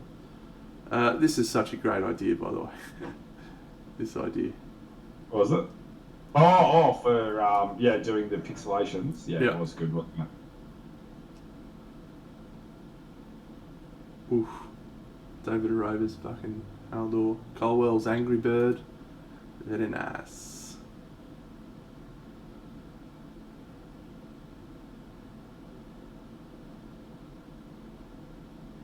Yeah, some fucking bang models, eh? Is it Christoph Kabelchek? The Yeah. Period? Yeah. His period one is like, fuck, so good. Yeah, Red Ave. Fucking legend. Oof. Oh, and there's that beautiful Patricia Sancho Autumn piece. Yeah, really started the concept of dapple lighting. That's the first place I'd seen it. Yeah, look at this. Yeah, I've seen it before that, but yeah, that was the best version up till Dave's. Yeah, Dave's is on par. You think Dave's is better? Or on point? It's probably on par. In some ways, I feel like she captured it better. But hey, you saw this model in the flesh. How much better does it photograph? Yeah. Well, this is a really good example of photography painting. Yeah. Oh, Arnel Lazaro. He's the fucking king, eh? Just love him. Man, DC's had about 8,000 in here. He's got quite a few editor's choice. Does help that he's an editor. Is he? Yeah, he's only got to bank one other vote and he gets it, so. But he's also... Who are editors? There's a list of about 10 or 12 of them, I think. Spread across most of the major countries. There we go. The Pirates. Nice. It's like Francesco and Roman Gruber. All the names, all the names. Yeah, just the normal people you'd expect. Hey, Matt Groove. Yeah. Seen that flip too. Yeah.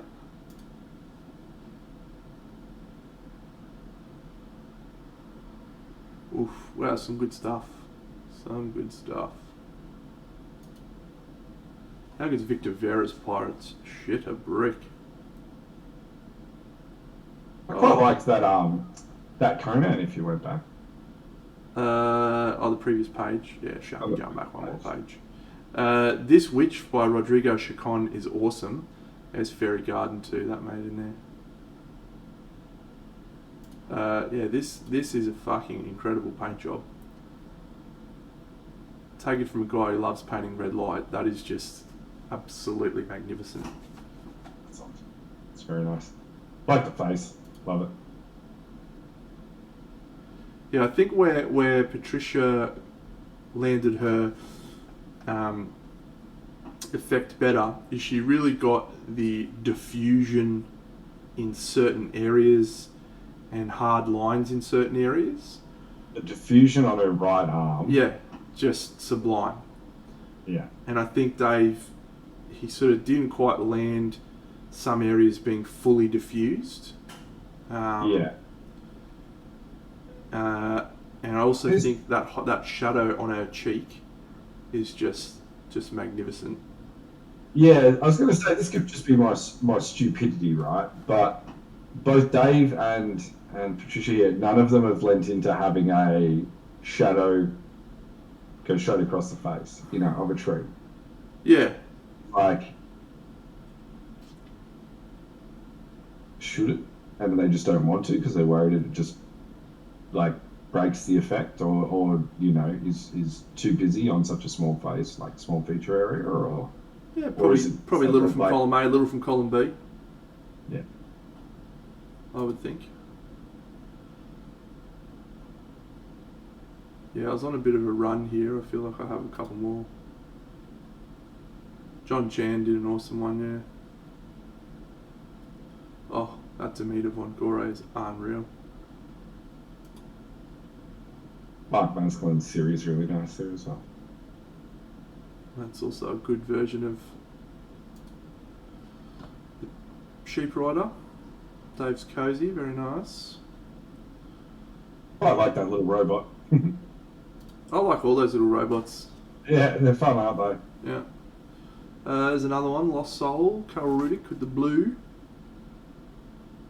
There's another Dave.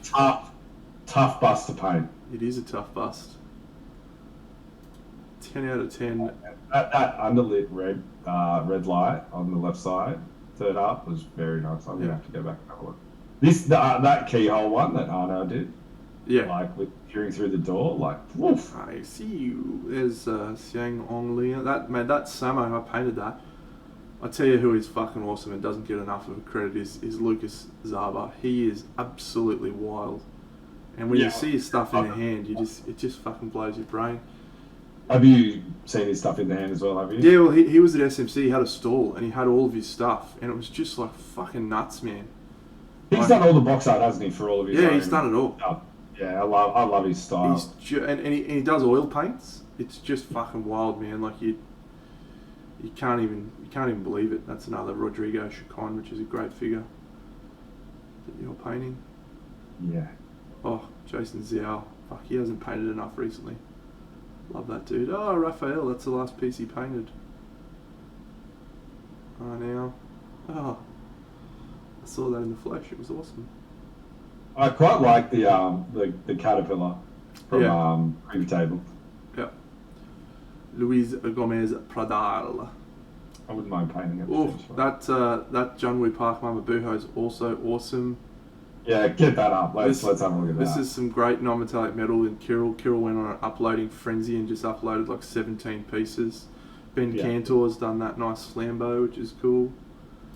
Yeah, this Mama Buho's great. Love how much. That's insane, man. Yeah. That might be absolutely my most favourite version of it instantly. Yeah, it's pretty cool. I don't know if you've seen this guy before, but this guy is a nutcase. That's who Dave was talking about, wasn't it? No, he was talking of the guy who does super close faces. His name will come to me in a second. I'm tired.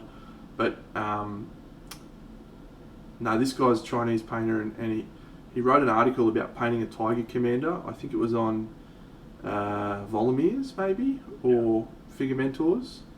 And he talked about his approach. He's just like stippled to the same degree as Colwell, but even more crazy. Like he focuses on these little micro textures. Yeah. He's incredible. It feels like once you start on that path, it's a rabbit hole, hey? Yeah. Like this blending path is just... There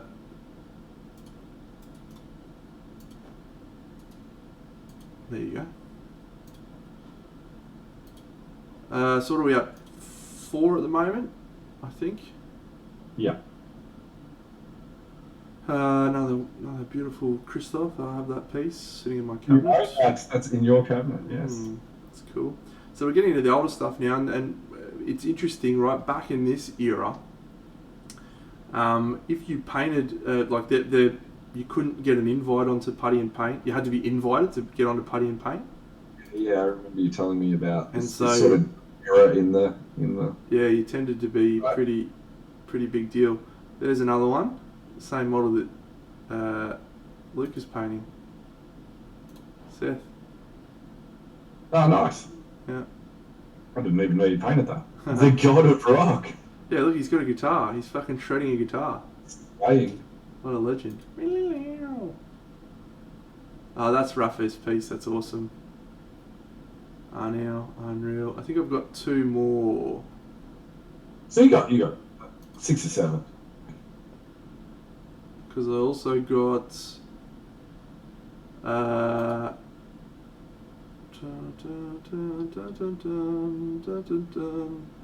feel like I got the Enchanted Pool, maybe I didn't get that. Maybe I just got a gold. Because I don't feel like I was painting models in this era. Oh, there's that Jason Xiao Tank Commander. love to paint wrong. Please bring it back in stock, Black Sun. Yeah. Please. Terrible kid stuff. No, there you go, 6. Look at this. Yeah. The micro textures that he got on the face and the fabrics, it's just like... Did he do that real recent one, Letters from Home? Not sure. That was insane. Look at that. Look at the fucking zoomed in goggles. Yeah. Awesome. Alright. Good stream tonight, Bucks. Thanks for joining me again, as always. No problem. We managed to recover this beautiful lady, and I feel very enthusiastic about that. So well done, all and sundry. Yeah, I'm looking forward to the closeout on this piece now. Yeah, we're in the home stretch, so I'm going to go through each and every one, knock them over, and we have one final model to paint, which I'm going to do last after everything else is done and glued to the base. A nice celebration piece. My favourite model from the whole range. I'm probably going to fuck it because I just want to get it finished. But it's going to be great. I'm really looking forward to it. Let's see who is painting on the miniature figures category right now. Raven Art Minis. Let's have a look at that chap. 13 viewers. Tyrannid Queen, I don't think we've rated her. She's got 17 viewers.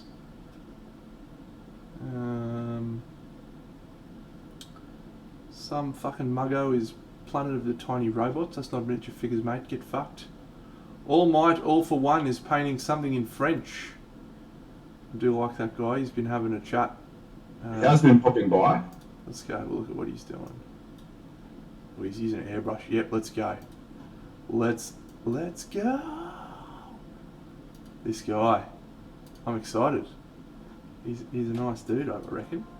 He's using an airbrush. That's just an automatic win for me. You know, just... That's one start, isn't it? Yeah, it's just fucking...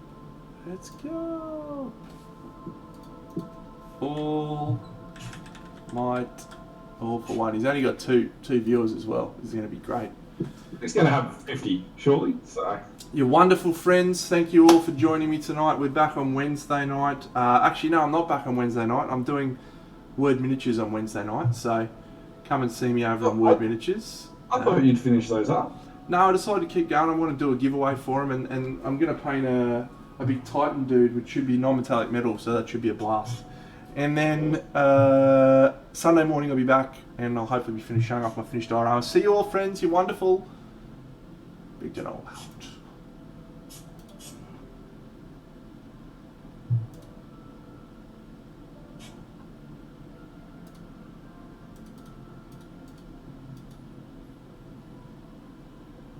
Mais non. Big Dino, you do that? No. No way. No way. Oh, Big Dino.